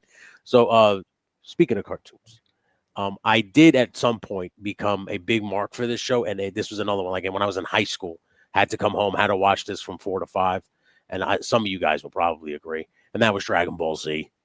I absolutely, I know you guys, some of you guys might not enjoy it, but Dragon Ball Z, it was appointment television for me when I was in my teens, because I would come home, I would watch, like, this is why I asked you guys if you would count recording stuff that I got Goku. Hang on here. Okay. And then watching the next day, because what I would do when I was a teenager was I would record wrestling and then watch wrestling, but I didn't know if that was allowed. So then I would just say, "Oh, what would you watch when you come home from school? You had to watch it." And this was one of those cartoons. To me, he's just Japanese Superman. I know a lot of people may not agree with that. They might not like this cartoon. They might not like the anime shit, but he's just Japanese Superman. So I kind of was able to get into it. I like the fighting, like the whole violence of everything. And Japanese cartoons are a little bit more lenient in terms of the violence. So like, I enjoyed this shit. But if I had to pick a number one, it would have been Batman the Animated Series. This one was just, I do remember this fondly as a teenager coming home and watching Dragon Ball Z. Yeah. It was just like, as a teenager, I didn't have like that. And like, obviously, I don't know if I'm speaking for everybody here, but like when you hit that awkward phase where should you be still watching cartoons? Should you not be? Because now you're at that certain age where you should be like growing up. Nope, never had it. To me, I felt like this was acceptable because at least it was two dudes beating the shit out of each other until one of them was dead. So I just felt like, all right, you could get into this cartoon. And the more I watched, the story kind of sucked me in. Yeah. And, you pick your favorite characters. Obviously, Vegeta was my favorite one. I thought there's only one character. I thought it was Goku. Well, no, obviously you see a couple of pictures here. There's all the fighters. But I just assumed it was like a mirror thing. Yeah. Yeah. This is where Mikey and I are on the same page. I know Mikey hates anime. Yeah. Listen, I'm not a fan either of anime. I can't stand anime neither.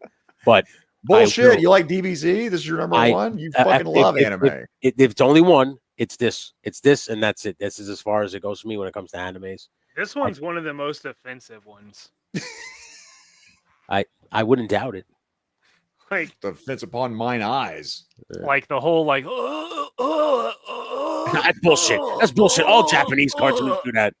Every single Japanese cartoon. I swear this one's the worst. This one's the worst about it. I hate it. 2 episodes you powering up? Great, whatever. No, dude, any Japanese cartoon does them same with the weird noise shit. Yeah, they do. I hate it. Man, I hate that. No, Scott. This makes me sad. He's my brother, and he also hates anime. Anime is the devil's TV show. Come on, man. Come on, Scott. Hell yeah, watch brother. Chainsaw Man. Come on. I mean, One Punch Man is pretty good too. Makes One Punch Man, one season. Yeah, that was funny. I thought we were supposed to do a second season. But like, listen, Dragon Ball anime Superman. He literally is. He's Japanese Superman. Him versus Vegeta. To me, was the only thing I enjoy fighting. I enjoy watching. The other stuff like the Frieza saga and all that other shit that people kind of like tend to really hang their hats on when they're big Dragon Ball Z fans. I just like the fight between Vegeta and I like the Saiyan saga because it reminded me of when Zod came to Earth and fought Superman. So it had those elements for me. So I was like, all right, that I can get behind. The other stuff, when he goes to different planets and he fights, like I say, he fights this guy, he fights that guy, that's when it starts to get convoluted for me. And I'm just like, how many more times are you going to say, I can go further beyond? Like that, like obviously I understand the cartoon. It reaches like a dumb point where you're like, all right, enough. You know, but like that point there's where that power creep where it's just like, ridiculous. Yeah, exactly. And yeah, animes do suffer from that a lot. Yeah, just like often. when you think that, oh, he can't go any further. He crosses the threshold and becomes another version of a Saiyan. And it's like, we didn't need that. Just have him overcome the fight, you know, through adversity, through resilience and shit like that. But that first Vegeta, the Saiyan saga reminded me of Zod fighting Superman. So that to me, that I remember very fondly. Yeah, and watching that. So like I said, I won't put all of Dragon Ball Z up. I'm not going to sit here and say, oh no, anime is the best. But I'm not saying that. I'm just saying, for me, liking the Superman the animated series, seeing that particular saga, I was like, oh, this reminds me of Zod versus Superman. This is pretty cool. And that was, and like I said, the fighting was cool. I know now Felix is a big Dragon Ball Z mark, and he talks about like the new animation style and how it's pretty impressive how like they. Like back then, you can't move animation that fast, as fast as they're supposed to be going. Yeah. Now they can kind of do it because of the way animation is. So he's like, the animation is 10 times better. But like, I try to watch it, and I understand why everybody hates it. Like, it's not one of those things where I can blindly defend it because I'm like, dude, I get it. You scream it. Dude, listen, I mean, I'm joking about this. Again, Mikey hates all animes, but me, I love anime. I never liked the art style. I just couldn't get into it for me, but I'm in the minority. Most fucking people I know, well, shout out to Articulated Ninja, Ninja and fucking Ayo Frankie. Yeah, they love Dragon Ball Z. I know, but dude, one of my best friends, fucking Bus, fucking loves the shit out of DBZ. My buddy Bernie fucking loves DBZ. Almost all of my fucking friends fucking love DBZ. Yeah. I'm in the minority. It has one scene, and I say this with all due respect. And I mean all due respect. There's a scene where he's fighting. Goku is fighting a Super Saiyan woman, and she thinks that she's gonna beat him. And at the very end, he like uses like his ability to like glide over her attack and just. He blasts her with a beam and just completely annihilates her. And I literally took a look at my wife and I said, you see, that's when a woman gets out of line. You see that? He glided the beam and he put that bitch right in the fucking place. You see, that's why I like the show. It was just shit like that that makes me laugh. That's Speaking like of her. I hate it. Fuck yeah, Fox. Shout out to Fox. She doesn't get it. She doesn't get to say it. She loves Naruto. Don't even listen to her. Okay. Well, Naruto isn't DBZ. Naruto sucks too. That sucks worse. Okay. You know what? That's another one I haven't really given a good college try. She tried to get me to watch that, and I said to her, I was like, this is just like teenage Dragon Ball Z. This is like CW Dragon Ball Z. It's a bunch of fucking teenagers arguing over this. I like this guy, but I want to fight you. And it just, I don't know. I couldn't get into it. She tried to get me into it. I couldn't get into it. But Dragon Ball Z is just, to me, is like two dudes going, I don't like you. Let's fight. It just reminded me of pro wrestling. Also, Scott, that's hentai, so I'm not going to bring that up, but I'll tell you about that later.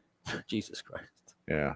Y'all don't like any? I love Inuyasha. Inuyasha! Kagome! Inuyasha! See, I just that's the entire show, by the way. You've watched all of Inuyasha right now. I just thought Brian King sneezed. God bless you.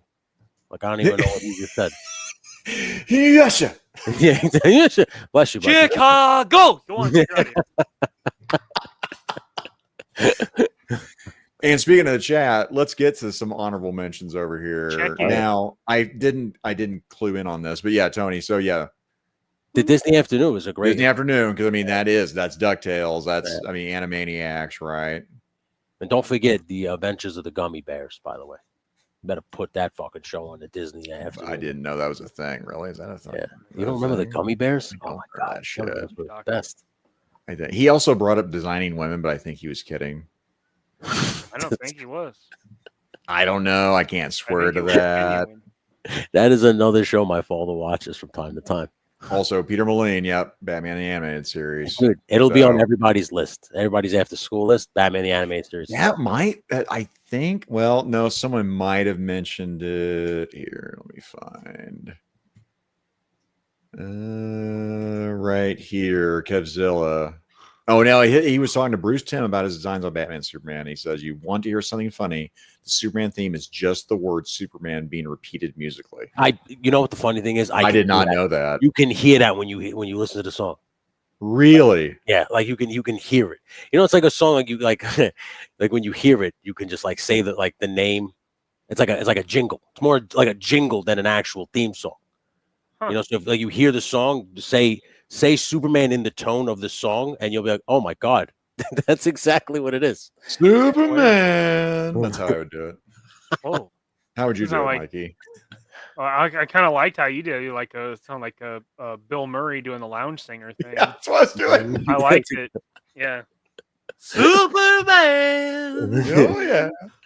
He leaves buildings in a single bound. Fucking Bill fucking Murray. Bill fucking Murray. Jason Miller had a lot of that. Yeah, he had X-Men. He had Spider-Man in there. I don't which Spider-Man I'm actually interested because mine was Spider-Man Amazing Friends, but that was mornings. That's Yeah. probably the animated series. The animated series Spider-Man, I remember on Saturday mornings. I don't remember that. Spider-Man, Spider-Man. Yeah, that one. That's a great cartoon too. Eek the Cat, Power Rangers. I mean, I have Heathcliff and Garfield. Those were after school cartoons when I was in the 80s. The Alvin and the Chipmunks.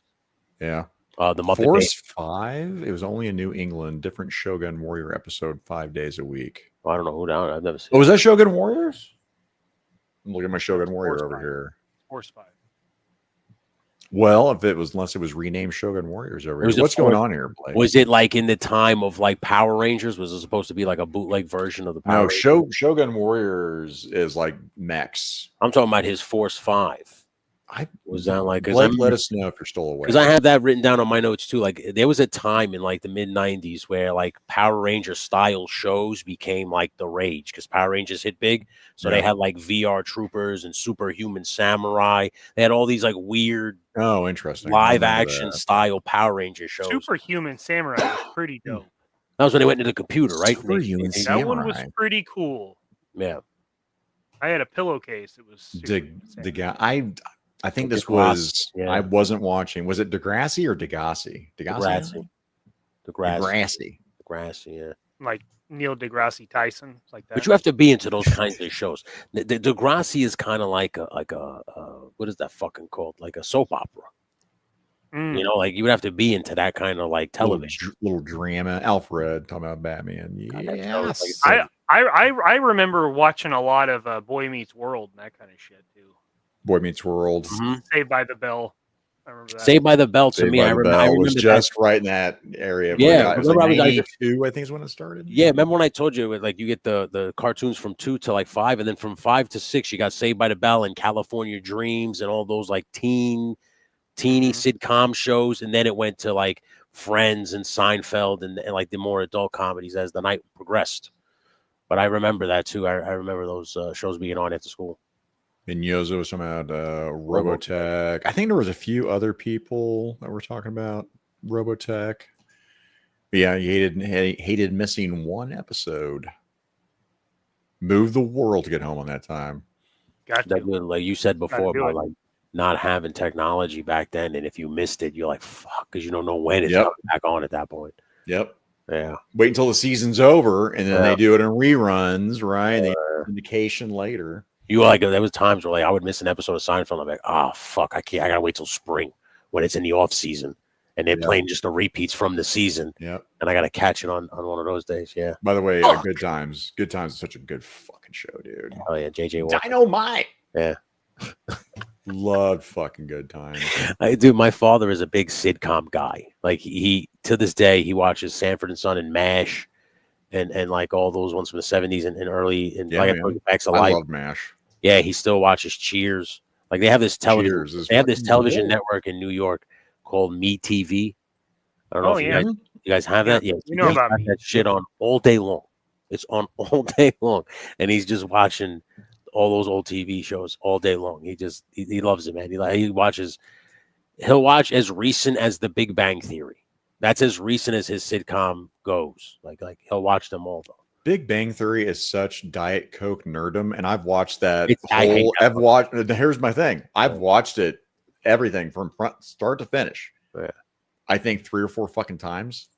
Wow. I just think it's fucking funny. I just love it. I know they do shit wrong. They play D&D like fucking rejects. Oh, rejects. Ooh. No, sorry, it was retards. It was a 100%. Oh, there it is. I'm retarded. You know I what, can though? say that. You know I'm what though? one of them. I think that applies. See, that's not the offensive version because you are literally talking about the timing that's not advanced, therefore slowed. it is retarded. Thank you. Retarded timing. And again, I can do that. I can say that. He used the term correctly, ladies and gentlemen. Yep. Don't. If I am that thing, then I can use that term. That's how that works. I've been taught by media about that. I can't watch you tell him, Mayo. Mayo Clinic. Where my head went. He's putting on a Mayo Clinic. Gilligan's Island, What's Happening, and the Flintstones from Cliff. Those are some solid ones right there. Okay. Jetsons. Don't forget the Jetsons. The Jetsons in there too. But I couldn't remember at the Flintstones, like Scooby Doo, because there was a whole syndication thing. So I'm like, man, did I watch it in the afternoon or I watched it in the morning? I remember in the afternoon there was it was probably Cartoon Network because this would have been like my babysitter and she had satellite, but there was like a Hanna-Barbera block of television where you could catch. That was definitely Cartoon Network. Yeah, I'm pretty sure it was like OG Cartoon because after that it was like Courage the Cowardly Dog and that kind of shit. But yeah, I do remember that because that was how I watched a lot of that Hanna-Barbera stuff. It was like this is really good. Oh, Scott's saying that when he saw a commercial for Power Rangers, he thought it was Space Giants. And he's saying, I don't even know what the hell you're talking about, Scott. Scott, send me a link. Make Scott do the hard work. Thanks, Scott. There was one afternoon I was sitting on YouTube and they were playing like the actual Power Ranger show from Japan. Like the actual show, like not the one that they cut up and made for American TV. It was the one from Japan. And it was more confusing than the American one. Like I was just like, "What the fuck is this?" I was like, "I don't understand this shit." I don't. And what I still didn't get is how it was a show for children, because it was so much more violent. Yeah. Than when they cut it up for American television, it was just crazy. I was like, "This is fucking insane." I don't know how sometimes you can consider this a kid's show. Yeah. Like back in Japan, I guess they have different standards and practices for TV. Well, they're still dealing with radiation, I think, at that point. He knows. Blake Tarpley knows. Woo! Woo! As a fat man, I can say that. I identify as fat. Yeah. That's why I'm fat man. I'm fat man. He's little boy. Let's get the fuck out of here. Yeah. By the way, I love that stream, Fox, because as you're playing your horror games, the star of the show, I'm sorry, is Tony, as he's the one that's making me fucking nervous. Like Fox is a fucking solid, like rock star, serial killer, just focused. Tony, look out. Dude, did you see that? When you watch it, I think it was the one. That was the one where she's like, I say, "Get your fucking ass in the closet." She goes, "Stop! You're making me nervous." And then the guy's trying to break in. She goes, "I'm gonna charge him," and then runs at him. And I was just like, "Charge him!" I was like, "That's not how you win." It was so fucking funny. Tony would not let it go either. If you'd listen to me, she never done an hour ago. But you said, I'm going to charge him. I mean, that's how we were playing Phasmophobia too. Like Tony and I were just like screaming about stuff. Like the fucking, we're seeing our breath. We're like, it's cold. It's cold here. God. Yeah. Fucking horns going off. We're like, oh shit. Yeah. Oh, sorry, Larry. He's out of here. Take it easy, Larry. Peace out, buddy. As we're heading to the 3 hour mark, I'm shocked it's only at the 3 hour mark. My God, man. I was waiting. There's a 4 hour dude bro episode. Here it comes. Hell yeah. Brian King, and here's another one. Danger Mouse, man. Oh, Danger Mouse. I couldn't remember the timing on there, but Penfold. I think. Oh shit! I can't remember who brought that up. I keep thinking Jerk. But yeah, when they brought up, somebody said Danger Mouse. Like, son of a bitch! I fucking love Danger Mouse. I gotta remember that. Speaking of Hanna-Barbera, I used to love Captain Caveman. Captain Caveman. I was like when I would come home from school, my pops used to watch a lot of that Hanna-Barbera stuff. Oh, English version of Space Battleship Yamamoto. Okay. I was like Star Blazers I didn't recognize. Star Blazers is about astronauts that get high. Blazing. 420 Star Blazing. It's 420 somewhere. Whoa, man. You see that solar flare? Thank you, Scott. Like, Scott is the mod, by the way. What are we supposed to What a be guy. doing, bro? Oh, by the way, Fox is saying Phasmagoria. Oh, Whatever that fucking name is. Invite Mikey if you ever want to play again. Oh, I'd have to get PlayStation Plus or whatever the fuck it's called again. But Don't do all that again. Don't do it to so. Well, that's my favorite. One of my favorites, Wacky Races. I used to love that cartoon. yeah, Nope, I like it. Computer's angry. Oh no! When my mom would get sick, she'd get a raspy voice, and she always sounded like what was his name, Pugsley. Muttley. Yeah, Muttley. She used to do that. And that's always what I would just make fun of. I did. It's my wife. Dick Dastardly. Dick Dastardly and Muttley. Yeah. Whenever I say like a bad joke to my wife, I do that shit. Like I'll say something like, "Shut up! Don't do that every time." Backrooms game. She doesn't need help with the backrooms. If Mikey, I think that game's free. What the hell is that? That's like basically the game. So you start in like what looks like I guess a maze, and then there's something like chasing you, and you got to escape the maze before the thing gets you. And you're supposed to work together, and you like find like certain things to make things work. I guess you got to like look around for like duct tape and wires and plug things in and make electronics work to get the doors to open so you get the fuck out in time before the monster gets. Well, Backrooms is the whole urban myth, right? That's been you're like you fall behind the scenes of somewhere and you're like, what's going on here? Like here's a whole mall and it's completely empty. And you're like, what's going on? Yeah. I've listened to a lot of Y-Files on the Backroom stuff, and it is really fucking fun. Yeah, she's very into it. She got this game called Pools, where it's basically that theory, but it's just a pool. And it's just very eerie. Like she was playing the demo, and I just remember like having that feeling of being like lost. And it was just a video game, and I was like, "Well, they nailed it." I didn't think they would nail like that feeling, but I felt it. And sometimes when she plays the Backrooms, I get that feeling. It like freaks you out a little bit. Huh? I love the story games, like the one like Zakainen was watching, where you freak out, where it's like it's basically run and hide, because like you have to like instinct, you have to act quick. And like to me, those are the funny moments where me and her, where she like yells, like I said, when she was like, "I'm gonna charge him," I just was like, "What are you doing? What are you doing? I was like, what are you doing? Get in the closet. Get in the tent." Yeah. Here, let's wrap this up because my God, Friday's gonna suck. And guys, by the way, backstage, we're gonna talk for another fucking 2 hours. It's gonna happen, and I welcome it. Okay, because I love Tony. I appreciate it, man. Thank you guys. Thank you guys Tony, for having me, man. I know, but dude, your family. Thank you, man.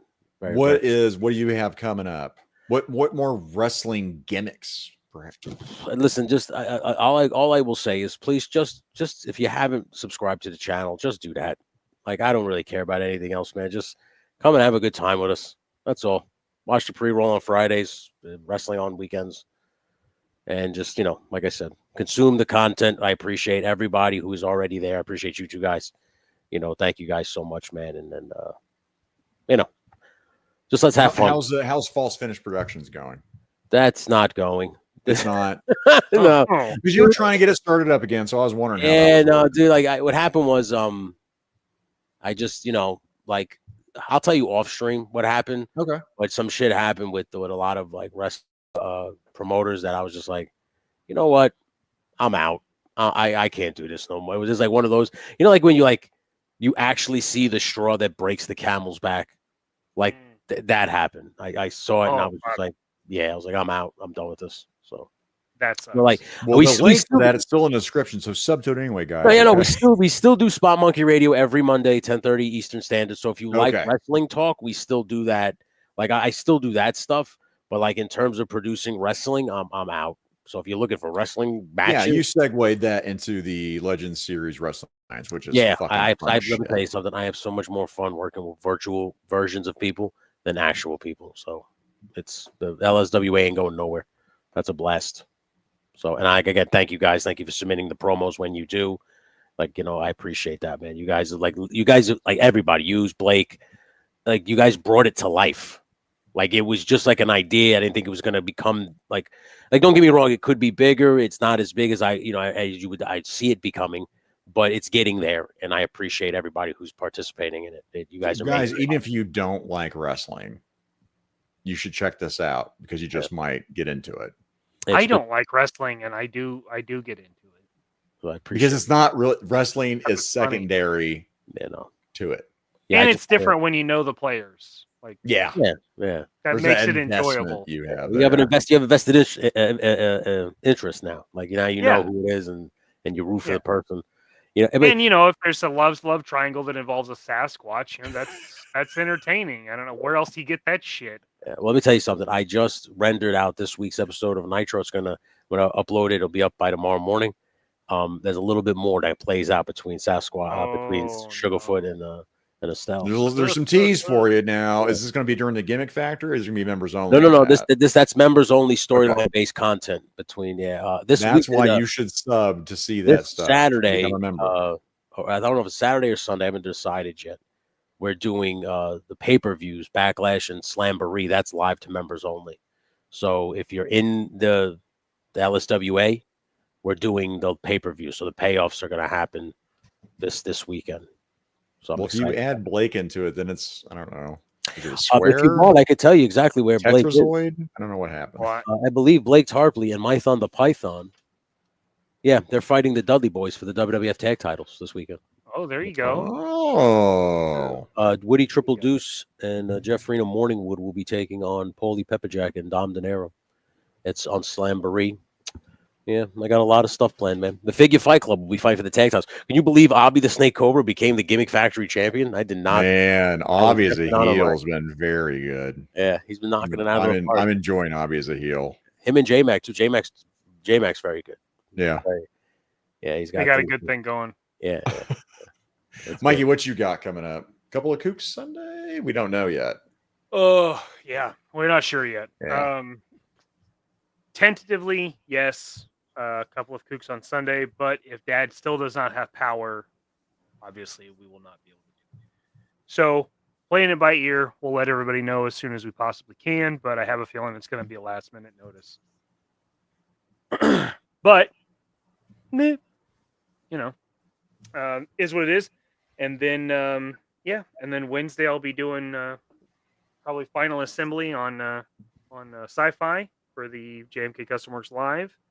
And the Thursday road to we'll be back DFW. here. Can I just tell you, dude, your Wednesday streams are fantastic. Thank you. Like I do, like is it because I'm gone? Fuck, man. No. I'm right here, dude. Not cool, Tony. Yeah, they were going really well. Watching you bring the things to life, like even watching you painting the heads a couple weeks ago. Yeah, it was just like watching the process. I like watching the process because now, like for instance, I watched you paint this Rambo figure. I'll have on stream and now to have it in my hand and see the process. Kind of surreal, right? It's one of my favorite parts of the whole thing. So yeah, like I said, the Wednesday streams are awesome, dude. I do. It's like Bob Ross. That's what I like about it. It's really, like you sit there, I'm looking at chat or something. I look up, I'm like, well, shit, that's done. What the fuck? Yeah. What happened, dude? I said to my wife when I opened up the box and all the heads were inside of it were Rambo, and I said to my wife, I said, it's crazy to think that when I sent these things, they were just gray. they were just gray, and now I can pop them on the action figure bodies. And now they have life. So just like I said, it was amazing, dude. And like I said, those kinds of streams are the ones that people should be watching because those are the ones you're going to get a lot out because you're going to learn the process if you're trying to customize something or whatever. Even if it's just painting something, it's definitely worth the watch, man, for real. I appreciate that, man. I do. I am genuinely curious, and stuff like that, like how it's being received. Like I can see the analytics and I can see like how many likes it has, but as somebody who is notoriously terrible about actually hitting a like when I watch a video, I know that's not super accurate. So hearing a little feedback, I appreciate it. Of course, coming from you, I appreciate it a lot. So, thank you. For real, dude. Like I said, I mean that, man. I want to see more back. They really are, buddy. They really are. Like Mikey I said, everybody is fucking talented all goddamn around. Yeah. Well, like I said, you got comedic timing. It's easy, and like I said, you just learned today where he learned all of the comedic timing, so it comes easy for you. Mikey was a student of it. Yeah, like 100%. Still it shows, man. Yeah, still watch it. Oh, thank you, Alfred. I appreciate that kind words, man. You're the best. Also, you're not our dad. Yeah. Yeah. You're the boss of us. Tony, get the fuck out of here now. Tony, beat it. Yeah. Mikey should do a separate show of just impression characters talking about current events. Now we tickled some ideas about some members only. I think that's going to be a lot of the members only content for my channel is going to be doing like the impressions and. Buddy, I'm going to be quite honest with you. You make them pay for that. That's what I'm saying. Like, that's going to be members only stuff. Yeah. Like, Tony's like, listen, I'm gonna stop you right now, but listen, make that members only. That's a good idea, Tony. as someone who's fired off in impressions on the pre-roll, like you should save that. That's a moneymaker. Save it. people like that shit. Yeah. God, well, because I mean, I really thought about the JMK Custom Works being a members only thing, but I want that to be accessible for anybody that's trying to learn how to do stuff. Yeah. That you could just watch those streams and dedicate an hour and a half, every Wednesday, and pick up a skill or two or pick up a technique or two. Like I don't want to gatekeep that with a paywall. Yeah, I get that I want to be right out there. So yeah, I was the same way. Like that's why, like on Friday night with the pre-roll, I do it. Like I just kind of like I'll share all these ideas. But like certain things, like the After Effects tutorials, I love behind the scenes. Yeah, you join the membership because that's like a behind, like you just said, it's a behind the scene where I'm using it to make something else. Yeah. So that's behind a paywall. But like, I agree with you. You don't want to hoard all the information, so it's nice to share some of it. So it's. Like I said, I just be careful because you don't want nobody to hack your fucking thing. As we learned at the beginning of this JoJo Jerk, our thoughts and prayers are with you, brother. Yeah, we apologize. Because that's what I've got coming up, and I don't know. So yeah, Monday is going to be. I mean, if it happens on Monday Night Raw, it's going to be Woody, Blake, Elite Legend, you, me, Games Jerk. Yeah. I mean, it's going to be fucking nuts if it does happen. So how do you feel about those? How do you feel about those group lives? Sometimes I feel like it gets a little too jumbled. If you're on the panel, like, so what I will typically do is I'll dial back, right? Let the others shine, and I can do more chat, do more production stuff. Okay. So, I mean, when you've got somebody like, us, we're veterans, we can get into a large panel like that and kind of like, okay, I need to step in here at this point. I equate it to like a game of double dutch where you just wait, step in. Yeah. And they look at you and then you just do that shit real quick and then you jump out and the next person just comes in. That's kind of how I wait. Like, because you don't want to like, I noticed there was one, I forgot who the fuck it was. So many people live stream now. But I was on it and it was like fucking 7 or 8 people in there and you're trying to like talk and then you hear 7 voices and you're just like, I don't really think my opinion's all that important. I don't like that. But that's why people are tuned in. They want to know what's Tony's opinion on this. I'll just keep my mouth shut. And sorry, people joined late. So Jerk was hacked. His Google account got hacked. Therefore, YouTube, he doesn't have access to his Google or YouTube. Please shout out to, and it's weird, on Twitter, on X, again, suck it. Shout out to them at YouTube saying, hey, our friend, Yojo Jerk's channel was hacked, and just signal boost it. Hopefully they'll escalate it. Some people have had, I know they're already in the process, but it's like that little, hey, incentive. There's an audience going, hey, please do this. And then they have an incentive to try to get that back on track. So. They'll notice, or they'll be like, oh, wait a minute, this person's shit. Well, yeah, 2 people say something, we don't give a shit. Oh, 6,000 people have said something. Oh, okay, maybe we should like bump this up. Yeah, we'll check into it because like I said, that's horrible, dude. I can't believe that. Yeah. So everything's in flux right now, so we don't know what's happening there. I guess Blake's Harbley's in the same boat as me and Mikey. Where the call-in show, Obby's the open mic. Oh yeah, 9 people. I like what he's doing because it gives people a chance to try out being on camera. Like it's a cool opportunity. but I have a hard time watching it because it's just there's too much. There's too many cooks, man. Too many cooks. There are a lot of shows I used to watch all the time, like Geeks Gamers, man. I used to love watching Geeks Gamers. It's just too many people, man. Yeah. And the way it's coordinated, it's like, I don't hate it. I stopped watching it.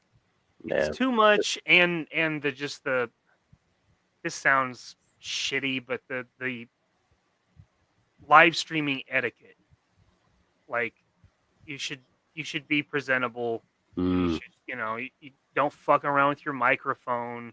If you're gonna open a toy, mute your microphone. Yeah. Like there's just things that like a lot of us just like, oh, it's like common sense, but as we're learning in this life, common sense isn't common anymore, and you have to tiptoe around people's feelings. Be like, hey, you're gonna be on my show. Like, I need you to have a few things. Like, and especially if you're combing in people that are trying it out, you're kind of like, they probably don't want to get a whole system, a nice camera and a boom and all that stuff to, try it out. So you're kind of lenient on that kind of stuff. So it's just that's why I just can't. It's too much for my over focused brain. Yeah, I get that. To me, it's 3-4 people max. I mean, it's 4. That's when you start to play with fire. Like 3 is good, but when you start to add the 4th, you're like, all right, that's now we're another one. Now we'll fuck this whole thing up. So now we're dancing on real thin ice. That's kind of how I run D&D, by the way, Tony. When I do a table, like I'm good. I like a solid core 4. And if somebody can't make it that week and it's 3, cool. 2, I'm like, I don't want to do 2 people. I just don't want to do that. Yeah. But I have a table. Man, why didn't we play D&D, by the way? I need to do like maybe do a member stream only. Might get some point, do a D&D game or a special fucking, I don't know, something. Like a play, just one playthrough where you don't have to do a one shot. I kind of like to do that. But yeah, when you're, like I said, with streaming, I think Tony's the same way. I don't mind the specials, right? Like, hey, 100th episode, right, for Mega Powers, man. We're all on there, Tony's Thanksgiving episode. Tony's Thanksgiving episode, man. Fucking great. I reserve it. Like, for instance, every once in a while. Special occasion. Yeah, like originally I was going to do like a once a month. I was going to call it the smoke shop. And then I turned around to my wife and I forgot whose I was on somebody's. And again, like Blake says, 9 fucking people. And I turned around to my wife and I said, you know that smoke shop idea? She goes, yeah. I was like, we're going to fucking smoke that idea. That ain't happening. It's like, we're not putting on 9 fucking people. I was like, you know what? I'll just reserve it for like the holiday season. Yeah. People on, and that'd be like a party. I'm having a little party for the holidays. But other than that, like, when I'm not doing that shit no more, I just enjoy like even like talking figures, dude, is like fucking crazy. Because like you gotta like plan it, you gotta wait for people to answer, and then you gotta make sure everybody's schedules align, and then now you gotta sit there and talk. It's a whole fucking thing. That's just 2 people. So when you start adding 3, 4, 5, do you have another talking figures coming up? Yeah, I got a list. I just I know there was something planned for the immediate future or not. Yeah. A couple weeks, I think Pop Blender will be on it. And then couple other guys. One ninja apparently. Well, Joe dropped that. I don't know how many ninjas you know. Now you know what? Speaking of, I gotta think Rumble and Ranting. I forgot my show Monday. I've been so focused on everything else. Hey, that by the way, subscribe. I'm at 484 subscribers. Hey, replay crew, please God, everybody, sub to me. Do it. Do it, please. Hit the fucking subscribe button. What is wrong with you people? What's wrong with you? Please do it. Please Jesus Christ. But I don't know who I'm going to have on Monday. So I'll fuck around with that and find out. Right. Fuck around and find out. Listen, like I said, I hope everything works itself out by Monday.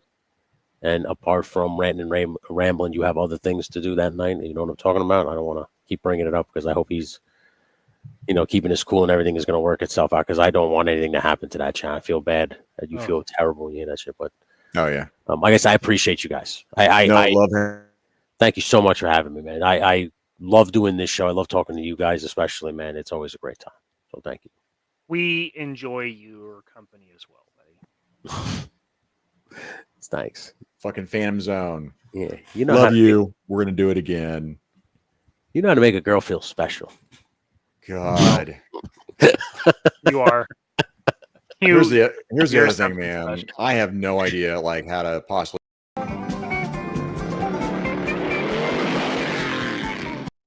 Them Figure It Out boys are at it again. Y'all comment below and be sure to like, share, and subscribe Mikey and Zakainen's YouTube, IG, and Facebook accounts. We'll see y'all next week. Hit